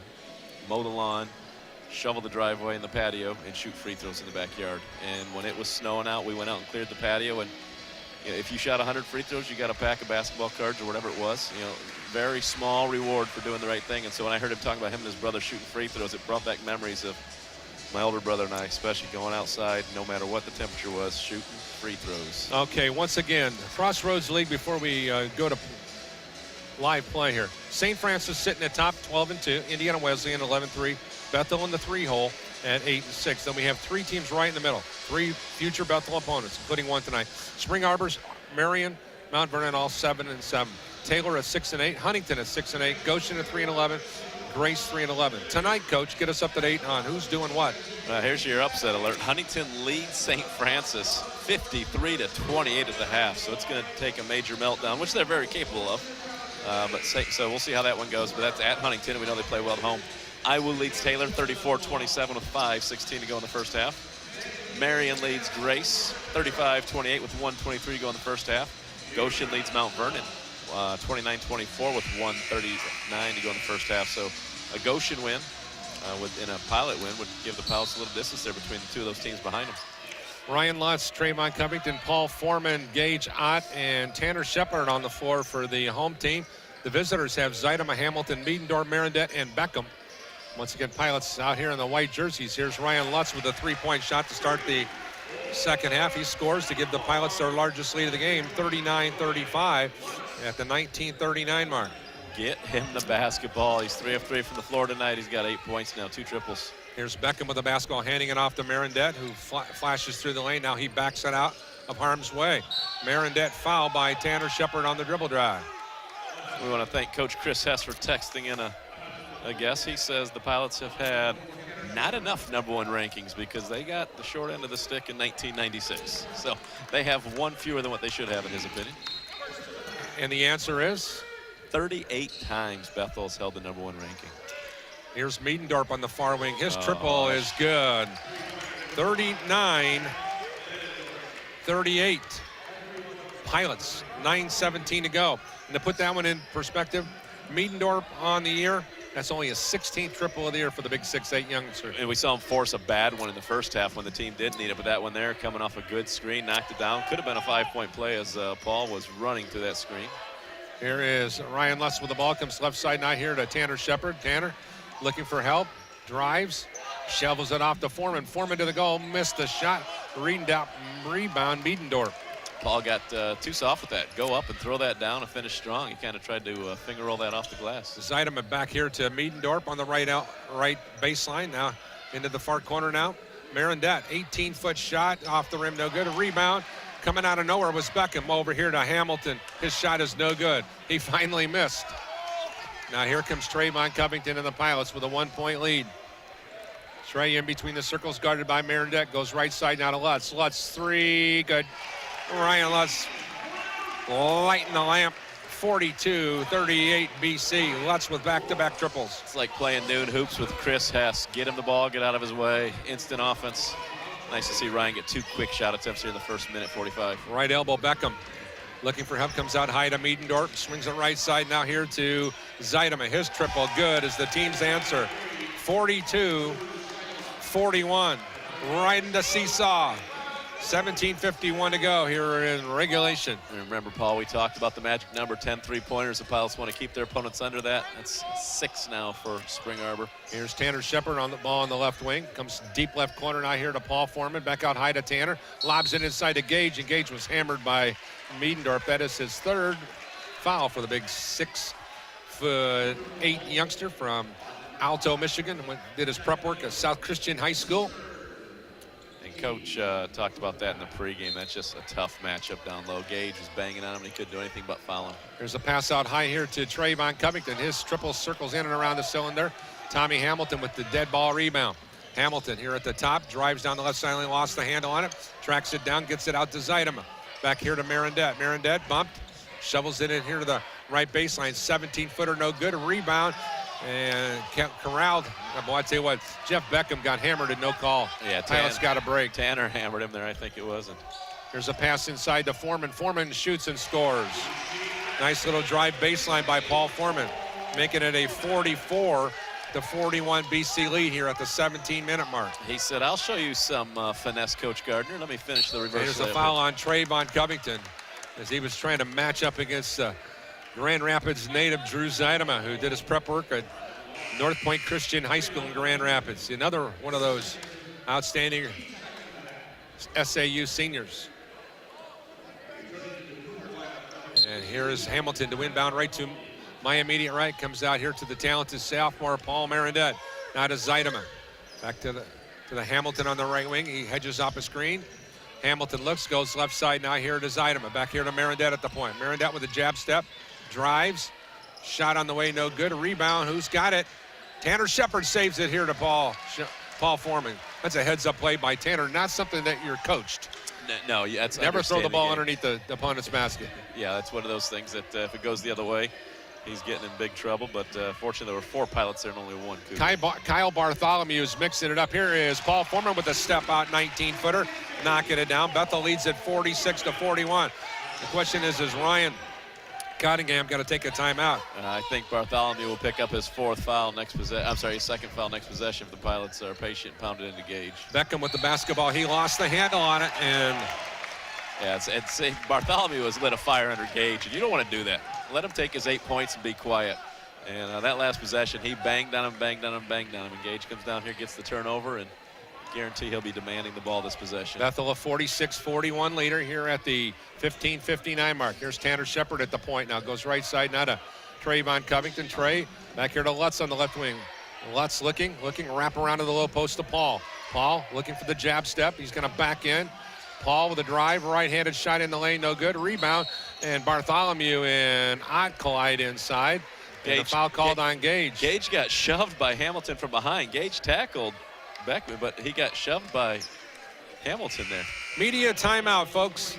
Bethel 46, Spring Arbor 41. 15:40 to go in the second half. We'll be back with more of Crossroads League men's basketball on Regional Radio Sports. Every day, the men and women of the United States Marine Corps demonstrate their commitment to defend the American way of life. Since 1775, we have served our nation as a force in readiness. From combat operations to humanitarian assistance in every corner of the world. No matter where the mission takes us today, or wherever our country needs us tomorrow, we always remember the land we call home. As Marines, we take a stand for each other, for our nation, for us all. The few, the proud, the Marines. I want to say hi to my buddy Brian Snyder listening in up there in Michigan, former assistant coach at Spring Arbor University. Talked to Coach Brandon Baum prior to the ball game, and he passed along some TLC from one of my all-time favorite coaches in the Crossroads League. He also a member of the United States Marine Corps. Hoorah, Semper Fi, Coach, with a basketball here. Here's Tommy Hamill with the pull-up 14-footer. Good. 46-43, 15-18 to go here in the second half. 18 points for Hamilton. Here's Gage Ott spinning inside, goes it off to Paul Foreman, and Paul kicked it out of bounds. That's one where Gage has just got to go up and power up and hope for the best. Well, I think what happened is he got his feet tangled. And I thought he traveled before he passed it, and so I think he kind of threw it thinking he was going down. Good sandwich by SAU. Oh, yeah, sure. You notice they're double teaming now. They're not going to let Gage go to work down there. With the basketball now here, Marendette on the left elbow. Guarded by Tanner Shepard around a screen from Bartholomew. Now he's picked up by Paul Foreman. Foreman was back to the left side, now to Crawford, back to Marendette. 15 on the shot clock, Marendette. Jab steps. Ball knocked away. Paul stays with him. Great Marendette, defense. 8 seconds to go. Comes back out here to Hamilton, who traveled. No call. Back out here to Marendette. Marendette, shot clock winding down. Triple on the way. Good. That is a great shot. We're tied 46-all. That was one of the toughest shots of the year right there. They are now 7 of 12 from three-point range. And that's a big shot as he just came down and knew how much time was on the clock. Great defense by Paul Foreman in the first half of possession. And Lutz had a hand in his face. Yep. Ryan Lutz knows all about that. Here's Lutz with a long triple off the front of the iron. Rebound. Foul whistled on Jeff Beckham of Spring Arbor on the push. And it'll be common foul. Kyle Thompson's going to check in for the home team for Mishawaka. Pilots are 16-2 when leading at the half. The Pilots also 17-4 when leading in rebounds. And they're also 13-1, Coach, when they lead in more free throws than anybody. Well, and the rebounds, they're dominating tonight. 21-12, the rebound edge. But yet, tie game with 14 to play. Back here on the right side now, and a foul and a whistle. That's a good call by Brad. I was doing the traveling motion over here before the whistle blew. Trayvon did a little hop and a jump step, and turnover number, I got there, 11 for the Pilots. Here's Marinette. Back here at the top now. Now goes to the far side here to Durnell. Durnell on the handoff now to Marendette. Marendette foul line extended left. He's picked up now by Gage Ott. Lobs it inside. Now he got a mismatch. Durnell's going to drive, shoot with the right hand, and got the shooter's roll. The Cougars, in the midst of a 7-0 run, now have jumped back in front here with 13:37 to go. Here's Tanner Shepard off balance, shot no good. A rebound back out here to Hamilton. Hamilton on the breakout. Stops, looks for help, remains with the ball here to Marendette. Back to the right corner now. Crawford. Crawford on the dribble. Jump pass here on the skip now to Durnell. Durnell on the spin. Deep left corner now to Crawford. Crawford at the left elbow goes to the right side of Hamilton. Hamilton on the drive. Looks. Fadeaway shot from 16. No good. Gage Ott the rebound. Good defensive play there by Ryan Lutz. Good defense and just a good possession there by the Pilots, talking and working through screens. With the basketball here at the top now, Kyle Thompson. Handing it off to Tanner Shepard, coming around a screen for three. In and out, no good. Kyle Thompson, the rebound. Guilty of the over the back on Tommy Hamilton. KT is going to pick up his first, team's fourth. Luke Fisher checking in, Kyle Hartman checking in, Kyle Thompson's coming out, and Tanner Shepard's coming out. So at the 12:49 mark with the Cougars by 2, we'll go back here to live play. SAU's A.J. Crawford walks it up over the timeline now here at the top of the ring. Looks, goes left side now here to Marendette. Marendette, foul line extended left. He's going to hedge off a screen from Bartholomew. Marendette, skip pass here into the corner to Crawford. Crawford, back out to Marendette. Marendette on the drive. Shot no good, rebound. Luke Fisher, what a great play defensively by Gage. I didn't give Marendette anything. Gage and Paul both did a great job of defending Marendette and not falling for those head and shoulder fakes. Ball here left side now, Hartman around the left elbow screen. Screen and roll that. Fisher for the goal. Nice job by the Pilots to tie it up here, 48-all. Luke's first bucket of the night, and Kyle Hartman picks up his second assist. It's a great little bounce pass, thread the needle there. Here's Crawford with the ball at the top of the ring now. We're tied 48-all with 12 minutes to go. Back out here is Marendette on the right wing now. Marendette looking, hawked out here by Lutz. Now back out to the top now, Crawford. Pull up 17-footer, good, and a foul called away from the basket. You could call two Pilots there. You could have Lutz and Luke both for a shove. Crawford knocks down the jump shot with 11:49 to go to give his club the lead. And then they're going to and they're going to call a foul on Ryan Lutz. So it'll be a common foul, and SAU will inbound the basketball underneath its own goal. This could be a 4, maybe a 5-point trip for the visitors from Spring Arbor, Michigan. And Lutz picks up his second foul, and Coach Ryan says, don't reward him for being soft. Bethel comes out here to the right side now, here to Durnell. His shot from 3, no good. Rebound, Trayvon Covington. Pilots trying to win their 5th straight game. Here's Trayvon coming to the goal, and he is hammered. Pilots have won 12 straight in this series, Coach. Can you believe that? Yeah, you know, it's tough to believe because I know that when you and I first started, it was tough to win up there. It was a long ride up there, a terrible place to play for a visitor, and then a long ride home. So, yeah, it's hard to believe they've won 12 in a row. I remember John Zeeser had a great 3-point shooting game up there one year, and as Trayvon Covington misses the free throw, he's a 78% free throw shooter. And one more opportunity for Trey. It's the first free throw attempt second half. They're 9 of 9 in the first half. And Trey was 1 of 2. It's now a 50-49 Cougar lead. Here's the ball into the hands of A.J. Crawford. Now comes right elbow here to Marindette. Marindette looking. Now still at the top, goes on the ball reversal to the right corner. Now here to Miedendorf.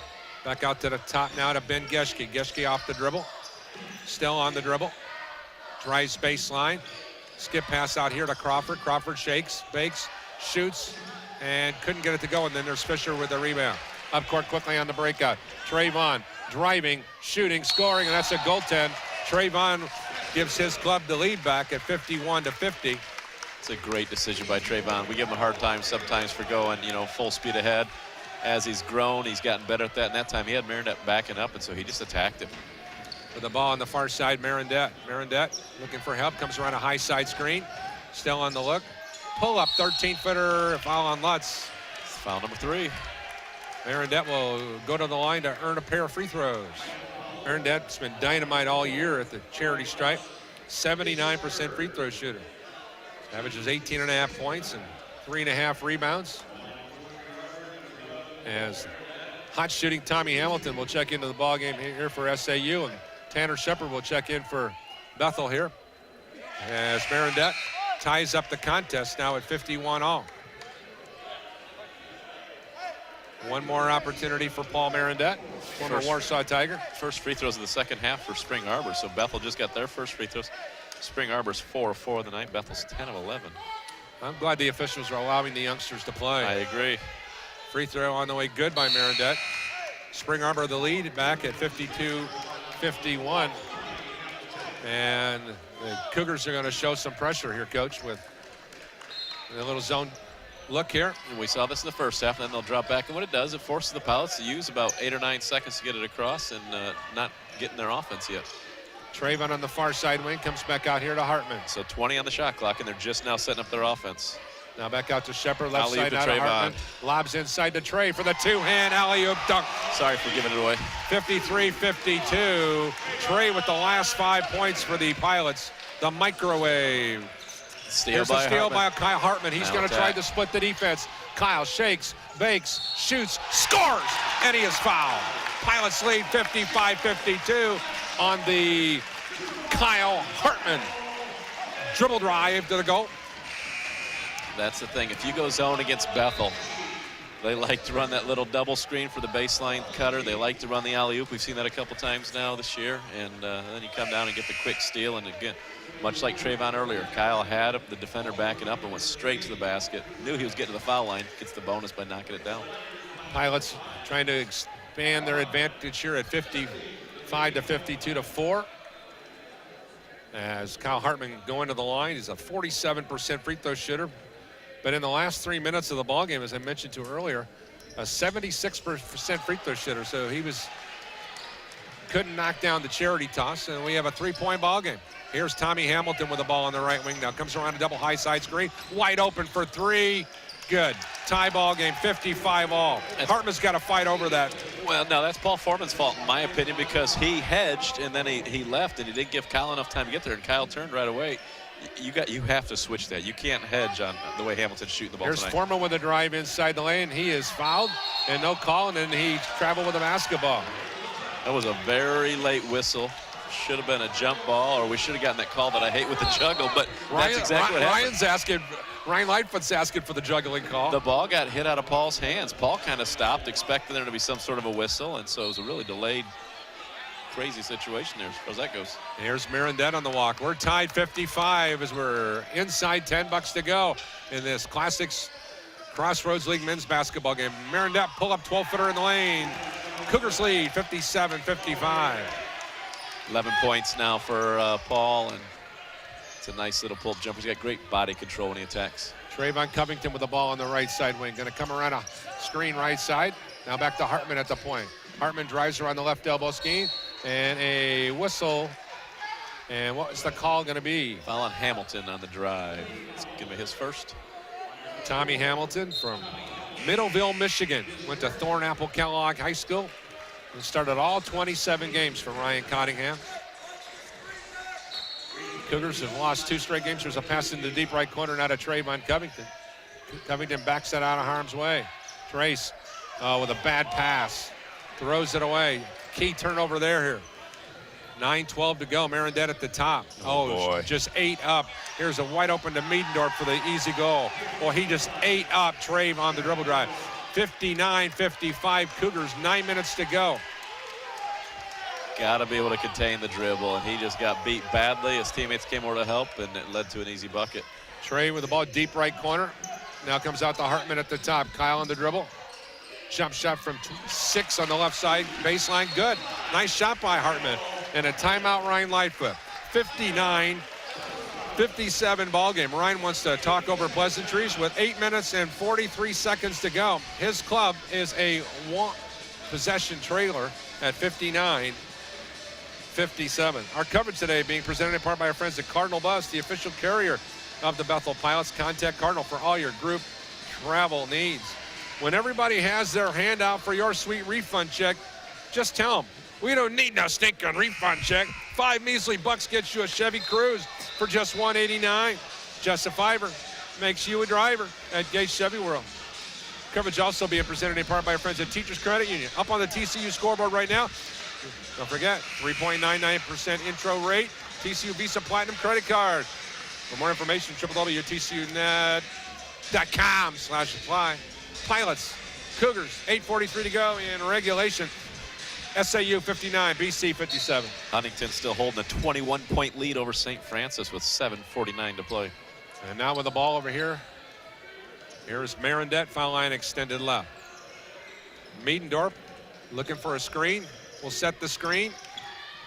Back over here, Hamilton. Hamilton around here. Ball tipped into the corner now to Miedendorf. He'll launch the triple and knock it down. 62-57. It's his second triple tonight, Paul. We talked, he's only got 17 on the season, but he is about a 50% shooter from out there. Here's Paul Foreman at the top of the circle. Goes inside to the low post to Gage. Gage, offensive foul call. That's frustration there as I thought Beckman was falling backwards before Gage turned into him, but Covington coming out of the ballgame and Lutz back in. And that smile from Beckman down there tells me that he might agree with me that he drew one there. And now here's Mirandette with the ball. His club in a really good situation with 8 minutes to go, leading by 5. Here's Hamilton back out to the top to Mirandette around a screen from Beckham. Back over here, the youngster drives down the lane and he scores. Oh my. Gage just tackled it. I'm not sure what is going on right there. 64-57. The Cougars got the Pilots on the ropes here at home. Foreman at the top, he traveled with the basketball. Ryan Lightfoot needs a timeout. Immediate timeout. Good time for the Pilots. Gage has to keep his composure, Paul. We've seen this throughout the year. When he gets frustrated, they take him out of the game. 7:41 to go in regulation. Cougars trying to pull away here. We'll be back with more right after this on Regional Radio Sports.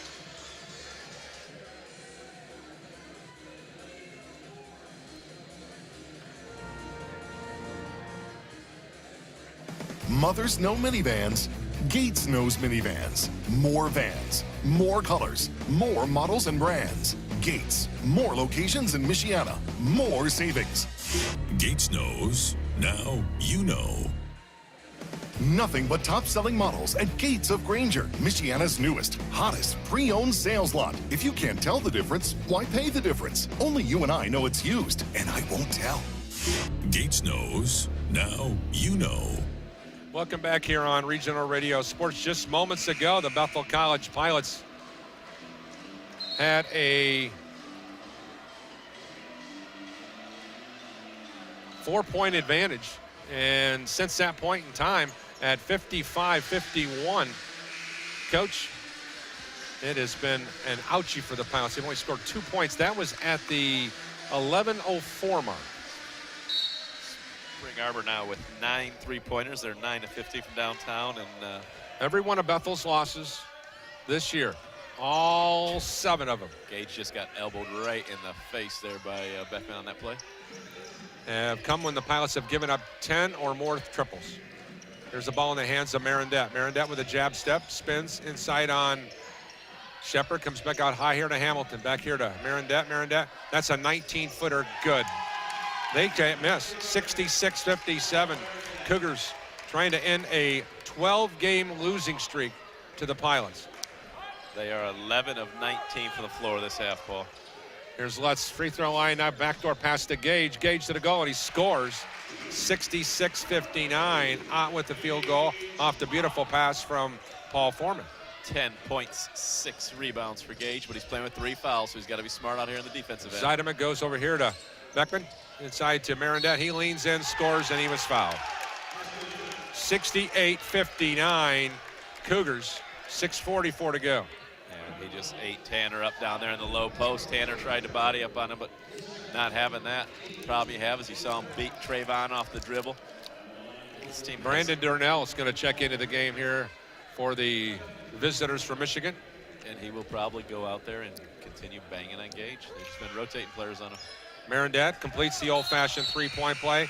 Spring Arbor's largest lead is on the score sheet now. It's 69-59, 6:44 to go as Meendorf will get a blow. Marendette had 6 at the half, Paul. He's got 18 now. Averages 18. Yep. Point 3. Lutz with the ball on the right side wing. Lutz comes around a screen. Goes over here to Tanner Shepard on the left wing, who's been very quiet offensively. Pass inside the high post to Gage. Gage spins, shoots, missed the shot, but he's double teamed and foul. Pick your poison.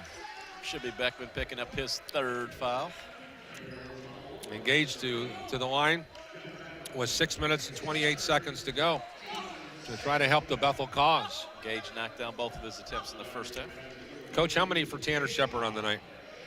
I've got Tanner with 2 points, 5 rebounds. Yeah, averages 10.7 and 5 rebounds. Yeah, 0 of 4 from the floor, and he's had a stretch of 3 or 4 games where been struggling. 69-60. Tell you what, to be in a position where he's at right now after a non-scholarship player, he marvels me. 69-61, Pilots within 8. He was a cheerleader his first year here. Stood on the bench, waved the towel, and now he's a starter. Yep, here's Tommy Hamilton with the ball on the far side wing, guarded by Hartman. Back out to Marendette at the point. Marendette around a Beckman screen. Beckman thinks about the jump shot, goes down to Hamilton, lobs it inside to the low post. Durnell with a drive and a blocking foul called on who? On Gage.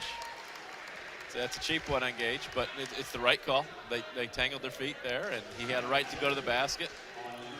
And that'll send Durnell to the line. And the Cougars will be shooting 2 free throws from the next time out. So Durnell was averaging 6 points, 3 rebounds, a 68% free throw shooter. And Beckman had a few words for Gage as he was headed to the bench. Free throw good, 70-61.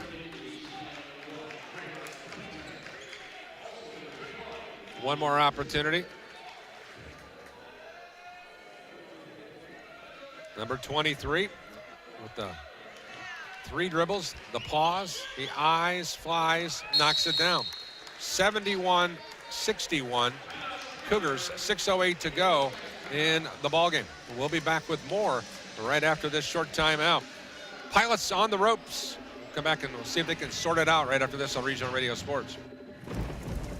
It's pouring rain. It's real dark outside. Your heart starts beating really, really fast. You've never done anything so hard in your life. This is boot camp. This is the real thing now. It's such extreme pain, you don't understand how you can finish. I began to feel that there was no way I was ever going to have my title, U.S. Marine. It takes special inner strength, courage, and desire to do this. I was just thinking, I'm so close. I'm so close. And when I finished, I was like, I'm done. I did it. The moment I will never forget is when this... We're back to live action. Sorry we had to break out of that, but we ended up taking a 30-second timeout instead of the full minute. Here's Luke Fisher at the top, going left side now to Trayvon Covington. Covington looking to wrap around to the low post to Foreman. Hits the cutter, Chandler Shepard, and the left-hander scores. And Hamilton threw him into the next month. Yeah, How come that wasn't a foul? Yeah, he was getting shoved in the back, and there's a no call there. And it's okay to let him play, but you've got to protect shooters. Ball out here now, Hamilton. We'll see how long Spring Arbor it takes with each possession.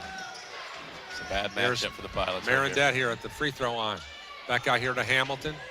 Now to Durnell, foul line extended left. Now back out to the point now to Zeidema. Zeidema with a long three. Ball's ripped off of the Pilots. And I believe it may have hit off of Beckman.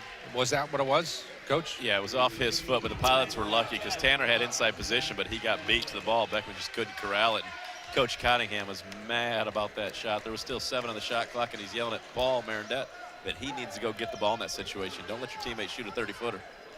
Now here is Ryan Lutz with the ball. Mark that one down, Paul. That's a big possession. 5:15 to go there, and they settle for a terrible shot.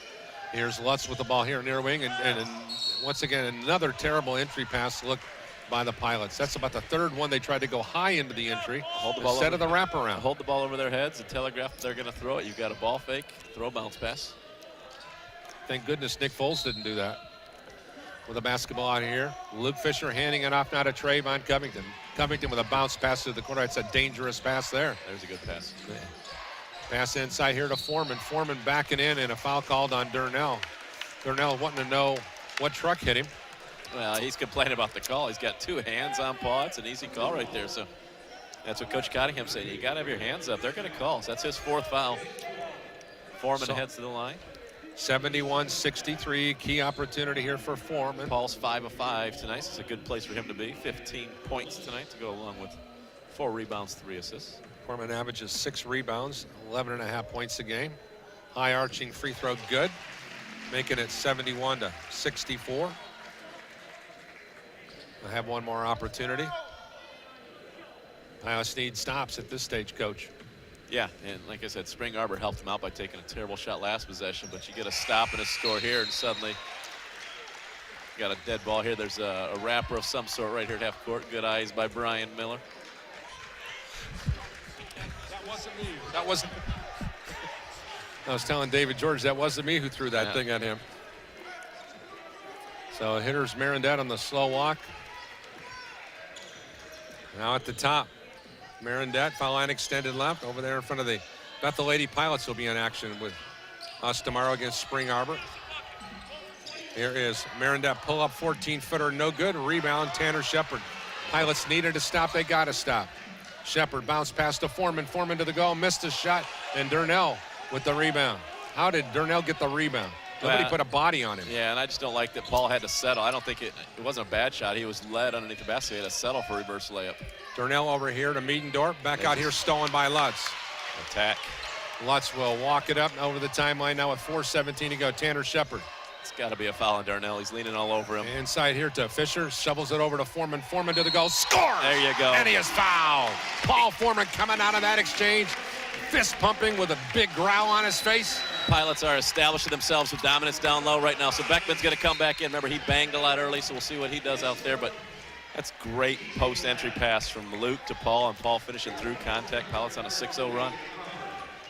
Durnell coming out of the game, and it'll be Foreman to try to complete the old-fashioned three-point play. And if he does, he puts his club back within a triple. Miedendorf with 4 fouls, and Beckman's been getting away with banging now. Gage is back in there, but the officials are starting to call it down low, so it'll be interesting to see how Spring Arbor responds.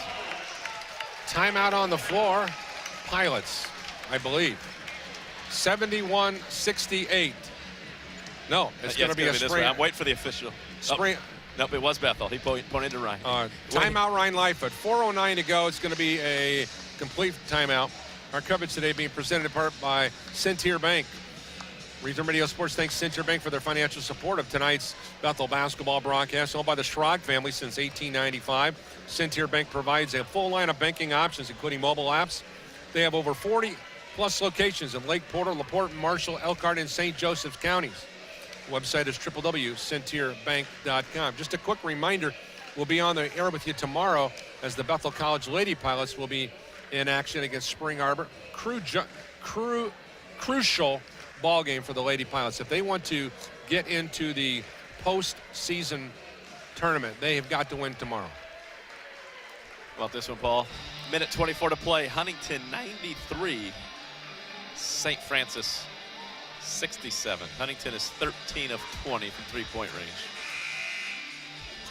Adam Schaefer of ESPN is reporting that Patriots offensive coordinator Josh McDaniels has chosen not to take the head coaching job of the Colts. Boy, and everybody had that penciled in. That was a done deal. It makes you wonder, is Belichick going to stick around? Maybe McDaniels will be coaching the Patriots next year. Marindette over here to the right side, now to Hamilton. Back out to Marindette. 2-3's owned by the Pilots. We don't see this often. Left side now to Crawford. Crawford back out to Marindette. Marindette is going to step up and launch the triple. Way off the iron. No good. Rebound tipped up. It almost went in, and the Pilots have the ball. Pound the ball down low. See if you get a fourth foul on Beckman or a fifth foul on Miedendorf here. Don't settle for a three. Here's Tanner Shepard with the ball on the left wing. Lobs it inside now to Gage. Gage waits for a cutter. He's going to drive, shoot, and score a foul call. Yep. Gage on gets his club back within one at 71-70. Remember, Paul, when this was a 10-point lead, Gage went to the bench this fourth foul. Beckman was in his face, had a big smile. And the Pilots took notice of that. Now they've come out and they've rattled off 9 in a row, a chance to be 10 in a row. And Beckman's got his fourth foul. There's a time where you recognize your role and you don't upset the Giant like that. Yeah, 6:08 to go in regulation. It was 71-61, and then some solid play inside the post. Well, and what happened that next possession was when they jacked that terrible three-pointer. Pilots scored 2, and they came down and took a terrible shot. 71-71 basketball game, 3:26 to go. It was a one-point game up at the Spring Arbor Fieldhouse. Here's the ball in the hands of Beckman. Hands it off now to Marindette. Marindette on the crossover. Shot from the right side, no good. A rebound, Gage out. 5 fouls on Miedendorf. And Miedendorf is going to exit stage right. Gage establishing himself as a man among boys out there here in the second half. And there's going to be a technical foul on Miedendorf and Gage, I believe.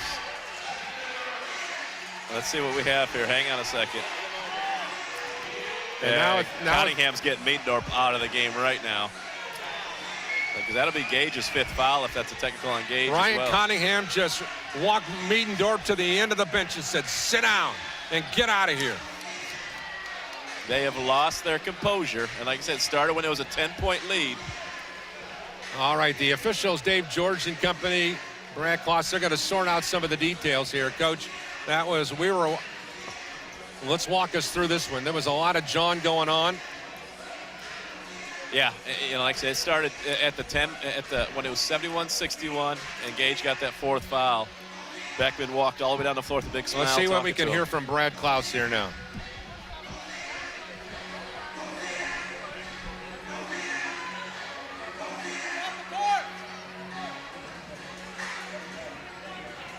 Coach is listening in to the official call over there. Coach, what do you got? Technical fouls on Gage and Miedendorf. So Gage will exit the game. Miedendorf will exit the game. Both of those youngsters have fouled out of the ballgame then. So that's a break for Spring Arbor with Gage Ott picking up his 5th foul with 3:14 to go.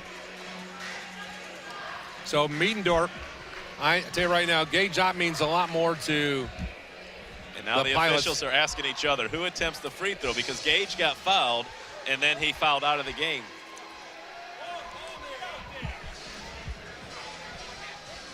All right, David George over here talking it over with Ryan Cottingham. Brad Klaus listening to Ryan Lightfoot.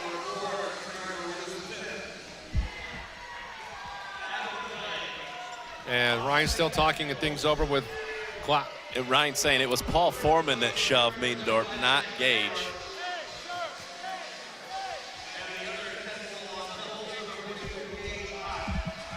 And they continue, once again, we're trying to eavesdrop in here on the conversation with the officials, and we're having a poor, but the reality of it is if Gage Ott has picked up a technical foul, that will be his 5th foul. So Gage is out of the ball game here at the 3:14 mark. Miedendorf also fouls out of the ball game, so we can close the book on those 2 youngsters. No, we'll see who shoots the free throws here, though. That's going to be the key. If Ryan Lutz can be the guy, you're in good shape. I believe Spring Arbor gets to pick who shoots the free throws. Well, on this group, I don't know who you'd want to pick. No, you've got good free throw shooters out there, so. Because if you're looking at Luke's checking in for Gage, so it's going to go to Luke. Okay, so Luke Fisher will go to the line. Luke in clutch situations with 3 minutes and some change left is perfect on the year, 4 for 4. Number 31 with the dribble, eyes, flies, converts.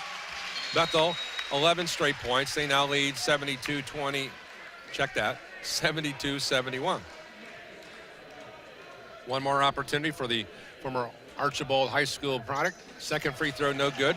1 of 2, that's the first free throw he's missed in clutch situations this year. 1-point Pilot lead. Marindette with the ball on the right wing. Backing in, double team, comes back out here to Beckman. Beckman goes to the left side. Darnell with the drive. He bangs it up and in. 73-72, 2:55 to go. Darnell with 8 points. It's a good, strong basket when his team needed it. Paul's got to go to work down here on Paul Beckman. Foreman with the spin. There you up, go. Under, shoots, scores. 74-73. Nice patience by Paul offensively. Pilots should not shoot an outside shot in the final 2:36 ball unless they're trailing by 3. Get the ball inside and let Foreman go to work. Marindette with a running one-hander. He fouled by Fisher on the lean-in. And that'll send Marindette to the line with 2 minutes and 31 seconds to go. This is exactly what we saw in the first meeting between these 2 clubs. Pilots were able to eke out a 1-point win. And Marindette now with the opportunity to give his club the lead. Both teams now in the double bonus. Marindette scores. And we're tied at 74-all. Marindette's perfect, 6 for 6 from the foul line tonight. One more for the former Warsaw Tiger. Second free throw, no good. Marindette, 1 of 2. So we're deadlocked at Paul's graduation year. Pilot's going to call a 30-second timeout here. 2:25 to go in regulation. Guess what? We're right where we were at when we started. 74-all. What are you thinking? Does it surprise you? And we talk about this conference, Paul.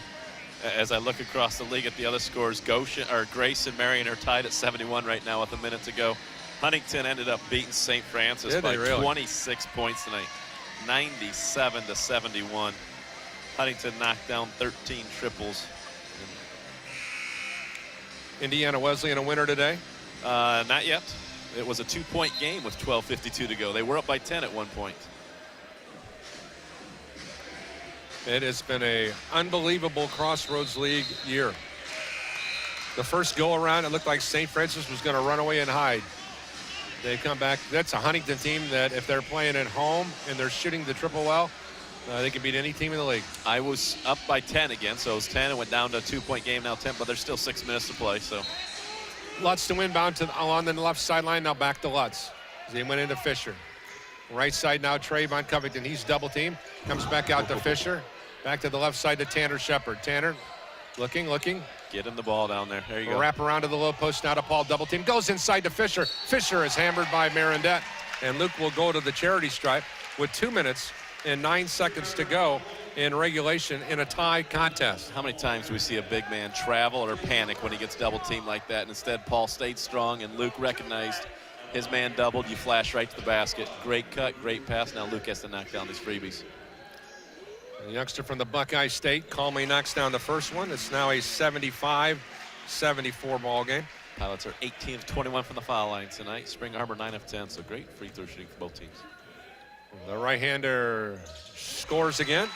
Pilots lead 76-74. Marindette for Spring Arbor with the ball on the right wing. on the dribble, lost the handle on it, but still pulls up the 14-footer and ties up the ball game at 76 all. 1:58 to go. It's been all Marindette down the stretch. I think I told you at the half that it scared me. He only had 6. He's now sitting at 21 points here.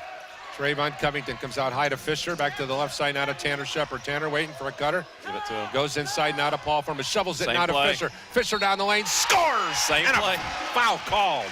Yep. Pilots lead at 78-76. What a play by Fisher off the ball. 5 fouls on Darnell. He's going to head to the bench. Same play. You hit Paul, they double. Luke flashes. I mean, it's easy offense there when you've got smart basketball players. Well, what a wonderful last couple minutes for Luke Fisher off the bench. Yeah, how about that? 7 points now in the evening, 3 rebounds. So Foreman with 22 tonight. So Darnell is going to finish up his evening's work here with 1:41 to go. And Cottingham's talking to his player, but his 45 seconds should have started. It's just now starting 45 seconds later. That should have happened the minute he fouled out. They're giving him an extended timeout here. As Ryan Cottingham wrapping up here. And they're going to bring in Ben Geschke, the 6'1", 170-pound freshman from Medina High School in Ohio, playing in his 27th game this year. And Kyle Hartman to enter the ballgame. Kind of interesting here at this juncture of the game, 1:41. Offense, defense. You need his defense out there. Fisher's free throw in and out, no good. So 1 of 2. Now check that. That was just the and one, excuse me. Opportunity. Yep. So 2-point lead with 1:35 to play. Oh. With a basketball, Marindette on the far side. Picked up here. Drives down the right side of the lane. Lost the handle on it. Rolls the ball out here. And a foul call. Nope, they're going to call a timeout by SAU. Yeah, timeout was called by Spring Arbor, and then some players ended up on the floor there just hustling. Nothing dirty there. Timeout, Spring Arbor University. Was, here with 1:25 to go. Full timeout. All right, it's time for the game reset. With 1 minute and 25 seconds remaining in regulation. Spring Arbor ranked 22nd in the country in search of their 20th win. The Pilots ranked 16th in the country in search of their 20th win. Ryan Lightfoot is able to pull it off. He'll be the fastest coach in the history of Bethel College to 20 victories. 78-76 Pilots. 10 fouls have been whistled on both basketball clubs. The alternating possession arrow favors the visitors from the Wolverine State. 10 fouls have been whistled on both basketball teams. For Spring Arbor, Darnell has fouled out of the ballgame. Miedendorf has fouled out of the ballgame. And for Bethel, Gage Ott has fouled out of the ballgame. So as we come out of this 60-second timeout, we'll set the stage for you when they bring the players on. Of course, our coverage today being presented in part by our friends at the Gates Automotive Group. Special thanks to Gates for their long-time support. Gates Chevrolet, Toyota, 1,000 used, selection, price, trust, it must be true. Gates in Michiana for nearly 100 years. Shepard, Hartman, Lutz, Covington, and Foreman on the floor for the boys in white, blue, and gray. For the Cougars, it'll be Marindette, along with Beckman. They'll be joined out there also by Tommy Hamilton. Also, Ben Geschke will be there. And hanging out here in the deep right corner, it looks like Drew Zynam is over there. Out of my vantage point, comes back out to Marindette. Now remember, Paul, only 15 on the shot clock. Teams sometimes forget that coming out of a timeout. Here's Marindette with a drive down the right side of the lane. He scores, and we're tied 78. Oh, that was easy. Yeah, Marindette says, I know how much time's in the shot clock, coach. I'm going to the rack and getting my 23rd point. Hartman with the ball here on the right side. Now dribbles here to the top. Waits for Lutz to come around a screen. Now to Trayvon Covington. Lobs it inside to Paul Foreman. Foreman goes inside to Tanner Shepard coming across the screen. And Tanner was pushed from behind by Tommy Hamilton, I believe. Going to call that on Geschke. Nope. Geschke, excuse me. 2-shot foul for Tanner. Tanner Shepard is a 70% free throw shooter inside 3 minutes. So here he is with 1:02 to go. Well, the question is, will Ryan Cottingham take a timeout here? He will not. Shepard misses the free throw. Key miss there. The Pilots have, in the last couple opportunities, have gone cold at the line. Tanner's 1 of 5 from the floor tonight, 2 of 3 from the foul line. He does have 6 rebounds. He's able to convert 1 of the 2. It's now a 79-78 ball game. Bethel leads by 1 with 1:02 to go in regulation. We're going to keep it right here. And we'll once again remind you that Coach Seth Zartman's baseball clinic that's coming your way up on February 15th here at the indoor baseball facility on the Bethel College campus. If you got a youngster from ages 7 to 13, from 5 to 7, you can get involved in one of those hitting sessions. You can call Seth here at the college at 574-807-2000, or you can just go out to the Bethel College website and track down Coach Zartman on the drop-down menu and on the BethelCollegePilots.com website. All right, now it's time for that game reset. 1:02 to go in regulation. Both teams have been whistled for 10 fouls. Both teams have 2 timeouts remaining. The alternating possession arrow favors the youngsters wearing the gold jerseys from Spring Arbor, where the Pilots lead 79-78. The alternating possession arrow goes to SAU. Tanner Shepard, Kyle Hartman, Ryan Lutz, Paul Foreman, and Trey Von Covington are on the floor. Spring Arbor has yet to identify them as they come out of the timeout. They'll have Beckman along with Marindette. They'll also have hot shooting Tommy Hamilton. He'll be out there with Ben Geschke and also Drew Zeidema. 79-78 Pilots. SAU to go the length of the floor. As it will be Beckman inbounding the ball here now to Marindette. Marindette will trot it over the timeline now here at the top. Goes to the left side now here to Hamilton, back to Marindette. Marindette drives, cut off on the drive, kicks it back out to Hamilton. Hamilton looking for help, drives, stops, pulls up from 12, missed it, rebound, deflected around. Who's got it on screen? Hamilton got the rebound, knocked out of bounds by Hartman. 42.4 on the game clock, 29 on the shot clock. Another opportunity. This definitely benefits Spring Arbor. Pilots a 1-point leader, 42.4 to go. Here's the ball deflected out of bounds, and that'll be Bethel basketball. Oh, we're going to say Paul got a hand on that. He's not arguing, so. Geschke to inbound here on the near side. Goes into the deep right corner now to Marindette. Marindette on the back end on Lutz. Backing, fadeaway 12-footer, no good. Lutz had his hands straight up in the air. Marindette leaned in, and they're going to call Lutz with the foul. Yeah, that's a heady play by Marindette, getting himself to the foul line as he initiated the contact. That's 4 fouls on Ryan Lutz now. Marindette missed his last. He was... Luke Fisher's coming into the ballgame at the next dead ball.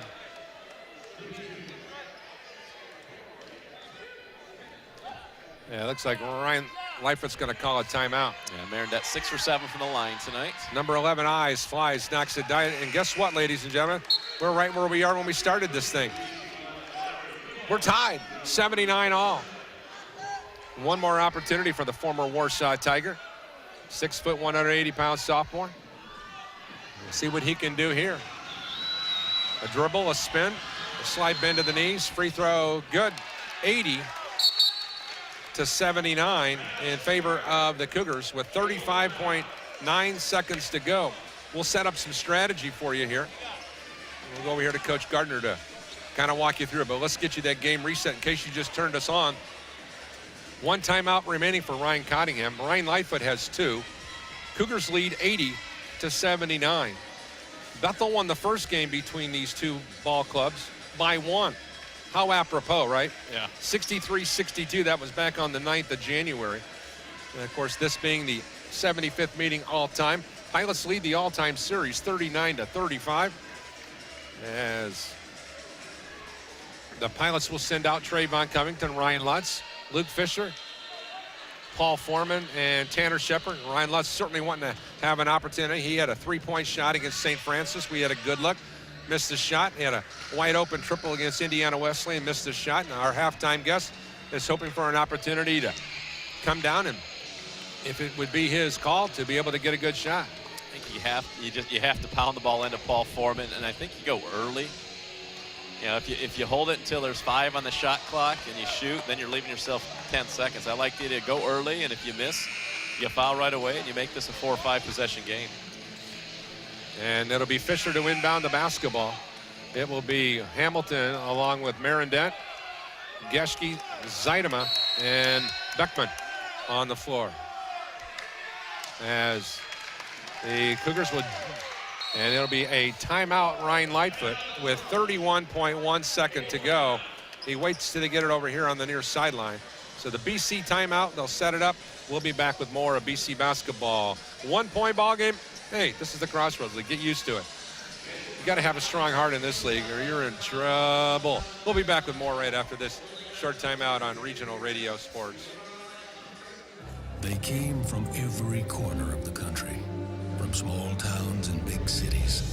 But they all shared one thing in common. They belonged to a family called Marines.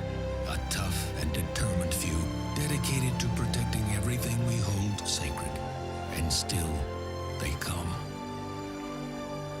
Celebrate the history of those proud few who have earned the title, Marine. All right, welcome back here to the Gage Gymnasium inside the Wiekamp Athletic Center. We're sitting here courtside on Mike Lightfoot Court.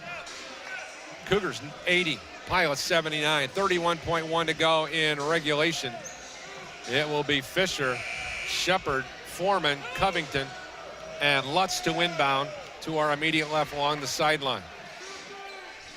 Both teams have been whistled for 10 fouls, so that means it's 2 shots. And, of course, 1 timeout remaining for each ball club. 3-2 zone by Spring Arbor. We'll see if they jump into man-to-man.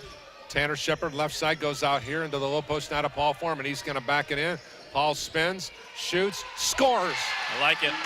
It's 81-80, 21 seconds to go. Ryan wanted the and one, but we'll take it. They went quick, and they went Paul. Marindette on the drive, stops, fakes, comes back out high here, not a Geschke. Back to Marindette with 10. Marindette looking, still on the hard dribble. Spins inside, off balance, 12-footer, no good. Rebound tipped up.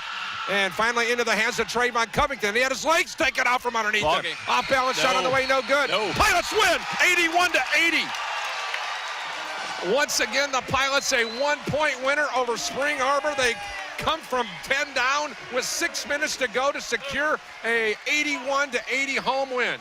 What a huge effort by the Pilots to win their 20th ball game of the season, to go against 7 losses. They are now 9-6 in Crossroads League play. Spring Arbor drops to 9-8 and 7-8 in league play. Cougars have lost 3 straight. Pilots have won 3 straight. So the 647th all-time home win is a good one for the boys wearing the white jerseys. Coach, what a thrilling ball game here today. Paul, you go back to that 5-minute 50-second mark and the game turned. Gage picked up that 4th foul. Spring Arbor felt pretty good, and the Pilots went to roll. Spring Arbor settled for a bad shot, and they didn't get it together after that. All right, let's get some thoughts here from some of the big boys up front. First of all, Luke Fisher, who came in and gave the Pilots some quality minutes off the bench. Luke, first of all, just talk about your thoughts on really, you're down 10 points. Did anybody have any thoughts on that? I mean, no matter how much we're down, we know that we can come back and win every game. So once we got down by 10, we just decided we got to keep fighting and do whatever it takes to come out with a win. All right, you're coming off the bench after the last couple of times you've been a little banged up, and it's got to be wonderful to be able to contribute to the basketball team. Yeah, it felt great. Once Gage got that technical, I told him I had his back, so I just went out there and did the best I could. How important is this in the big picture of this team's success? Oh, it's huge. We talked about before the game. The rest of the games we have, if we want to accomplish our goals that we made at the beginning of the year, that we got to win these last 3 or 4 games. All right, congratulations, buddy. Nice win tonight. Keep it up, big fella. Well, let's get some thoughts here now from Paul Foreman. Paul gave the Pilots huge minutes down the stretch. Big fella, nice job tonight. Thank you. All right, give us your thoughts. You're down 71-61 with 6:08 to go. Then it comes back where you were able to really take charge of the ball game, Paul, where they went into you. Your thoughts, did you want the ball? Oh, yeah, for sure. I mean, that's something we've been working on in practice is, you know, our bench guys do a great job of practice of getting us ready to go, pressuring us. And so we've been in this position before, and today my number was called, and it worked out. You know, you get into these games and 10-point lead with 6 minutes to go. Well, people are thinking, well, this thing's over. But you guys never flinched. Where's that coming from? I mean, it's just something we've been talking about. There was a couple games earlier in the season where we did flinch, and that was just a big point of emphasis for us going forward not to anymore. And, yeah, man, we just hung in there. Hey, a lot of chippiness, a lot of words being exchanged down. How do you keep your composure during that? Because you did a great job of staying focused, just going to work. Yeah, I mean, everybody gets talking a little bit every now and then, but you just got to stay focused on what you're here to do. So. And I think the big thing was down the stretch, they started doubling. You got that last bucket, but the 2 previous possessions, they doubled. You kept your composure. Luke did exactly as his coach. Basket cut, you found him. So great job, man. And just great patience with the basketball on the offensive end. I mean, that was huge. And recognizing the double team, good job by Luke to be able to get free, knowing that he's there. That's just heady basketball. Good job, man. Thank you. Appreciate it. All right, once again, Luke Fisher and Paul Foreman, our post-game show guests. And, of course, now Andrew Wingreen gets the dubious. And, of course, I have the clean him up towel. Yeah. That he's going to start bringing his own headset for after the games next year. He'll be a veteran. All right. When I tell Andrew Wingreen that St. Francis got beat by was it 25 tonight? They got beat by 26 tonight by Huntington. Excuse me, 26. So welcome to the Crossroads League, Andrew Wingreen. You better have a strong heart in this one. Yeah, I actually have a pacemaker, so good thing, because that was a fun game. All right, take me back 71-61 with 6 minutes to go. What was the mood on the bench? You know, we just kept telling our guys, win the next play, win the next possession, move on to the next play, have a strong face, and I thought our guys really responded well. They withstood a lot of great sets that Spring Arbor ran down the stretch, just gave everything they had on the boards, and I think we won the majority of those plays in the last 2-3 minutes of the game. I know that stat that you work on all the time about going out to those guys, closing out on those three-point shots. I don't know if you've had a chance to look at it yet, but what are your thoughts on that particular scenario? Yeah, we did a pretty good job, but the ones that we didn't do a good job on, they hit 5 of 7. So that almost hurt us. I mean, it was a big stat for us tonight when they set some great screens. We slipped on a couple of them, but the first half especially, when Marinette got going downhill and got to his kill spots in the paint, he was able to really distribute, and we just weren't doing a great job of faking and fading out to the shooters, and they were able to hit those. Coach, I thought a key point, I told Paul to mark it down. You guys are trailing 10, and they settle for a 30-footer with 7 or 8 seconds to go on the shot clock still. Marinette didn't go get the ball. Cottingham was very upset with that.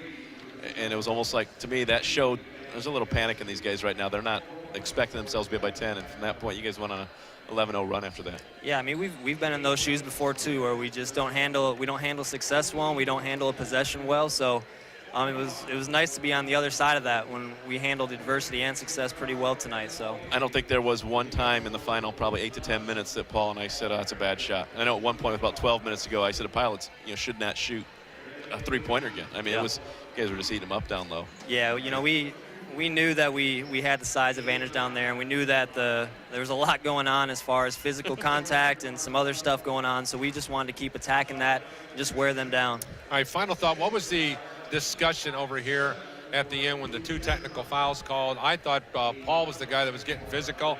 Ryan said it was. So what can you tell you from what you saw? Because that was... Yeah, it was, they called it on Gage because one of the refs thought that he was talking, and John, which I think he was talking to his teammates, but, sometimes that's just the way it goes. And, number 5 he knew he was out of the game, and he just kind of instigated things and got things going. So I wish it wouldn't have turned out that way, and we could have kept Gage in the game, but I thought Paul handled his business well, and we just fed him, and he did his job. Key game coming up now on the road at Mount Vernon. This win means nothing unless you take care of business on the road on Saturday. Yeah, I mean, it's tonight was huge, and we needed this one.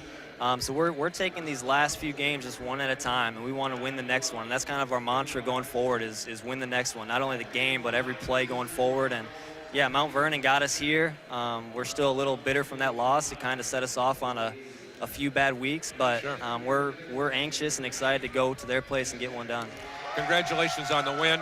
Win number 20 for Ryan Lightfoot. He's the fastest coach in Bethel history to achieve the 20-victory plateau. Let's go over to Coach Mark Gardner with our final stats in the ballgame. Coach? Visitors shot 30 of 57, 53%, 9 of 17 from downtown, 53%, 11 of 12 from the foul line, 92%. 19 rebounds, 5 on the offensive end, 11 assists, 9 turnovers. Zach Meadorp had 14 points, 4 rebounds. Jeff Beckman had 4 points, 3 rebounds. Drew Zeidema, 3 points. Tommy Hamilton, 21 points, 3 rebounds. Paul Marinette, 25 points, 2 rebounds, 7 assists, 2 steals. Ben Geschke, 3 points. A.J. Crawford, 2 points, 2 rebounds. Brandon Darnell, 8 points and a rebound. and Kyle Bartholomew grabbed a rebound. For the home team, the Pilots shot 28 of 48, 58%. 5 of 11 from downtown, 46%. They were 20 of 25, 80% from the free throw line. 30 rebounds, 9 on the offensive end. 16 assists to 15 turnovers. Gage Ott, 5 of 9 from the floor, hit all 5 free throws, 15 points, 7 rebounds. Paul Foreman, 8 of 14, hit all 8 from the floor, all 8 of his free throw attempts, 24 points, 5 rebounds, 4 assists. Trayvon was 5 of 8 from the floor. He hit 2 triples, 13 points, 3 rebounds, 3 assists. Ryan Lutz, 4 of 5 from the floor, 3 of 4 from downtown, 11 points, 2 assists, 2 steals. Tanner Shepard, 1 of 5 from the floor, 3 of 4 from the foul line, 5 points, 6 rebounds, an assist, 3 steals, but he kept that last one. He was able to bat that away, so he kept his composure. Tough shooting night, made a big play at the end. Kyle Hartman, how about this? 3 of 4 off the bench from the floor, 6 points, 3 assists, 1 rebound. He's adjusted well to that change in the lineup. Trey Burns picked up a rebound, and Luke Fisher, big second half there, 7 points, 3 rebounds, 2 assists, and KT Kyle Thompson grabbed a couple of rebounds. Pilots 7 of 9 now in wins that have been decided by single digits. That's been the mantra of this group, Coach. Yeah, absolutely. I wrote before the game. They 9 of their last 10 games, I believe. 9 of 10 games. Their 9 of their 10 games, 10 points or less. They're 5 and 4 in those. So now they're 6 and 4 in games of 10 points or less. Around the conference, we said Huntington pounded St. Francis. Marion beats Grace by 5. IWU beats Taylor by 9, and Goshen upsets Mount Vernon by 16. So Mount Vernon be a little angry when the Pilots head over there. So it happens to send the final 3 games into a tornado, if you will. St. Francis and IWU both at 12 and 3. The Pilots all alone in 3rd place at 9 and 6. You have Marion, a Bethel opponent, a week from today, down in Indianapolis at 8 and 7. Spring Arbor and Mount Vernon and Huntington all now at 7 and 8. And Taylor at 6 and 9. Goshen at 4 and 11, and Grace at 3 and 12. That's where we're at as we head into Saturday's go-around. That's going to do it for the broadcast here today. Join Coach and I tomorrow live here from Mike Lightfoot Court as we have Bethel College Lady Pilots basketball. Once again, final score, Pilots win 81-80 in a thriller. Number 22 Cougars fall to 19 and 8, 7 and 8 in league play. Pilots improved to 20 and 7 as Ryan Lightfoot becomes the quickest coach in the history of Bethel men's basketball to 20 wins. He's also 9 and 6 in league play. Pilots now 9 and 3 here at home. Victory number 1,255. A sweet one here tonight for the Bethel Pilots. That's going to do it for Coach Mark Gardner. Thanks again to our coaches Ryan Cottingham as well as Ryan Lightfoot. Kudos also go out to our special guest here on the half. And of course, that was number 4, Ryan Lutz. Thanks to Luke Fisher and Paul Foreman on the postgame show, along with assistant coach Andrew Wingreen. For all of us at Regional Radio Sports, for Andrew Bone and Tiny Connery, now our team on the call up top. We'll see you on Wednesday. For all of us at Regional Radio Sports, God bless you all. Semper Fidelis. Good night, everyone.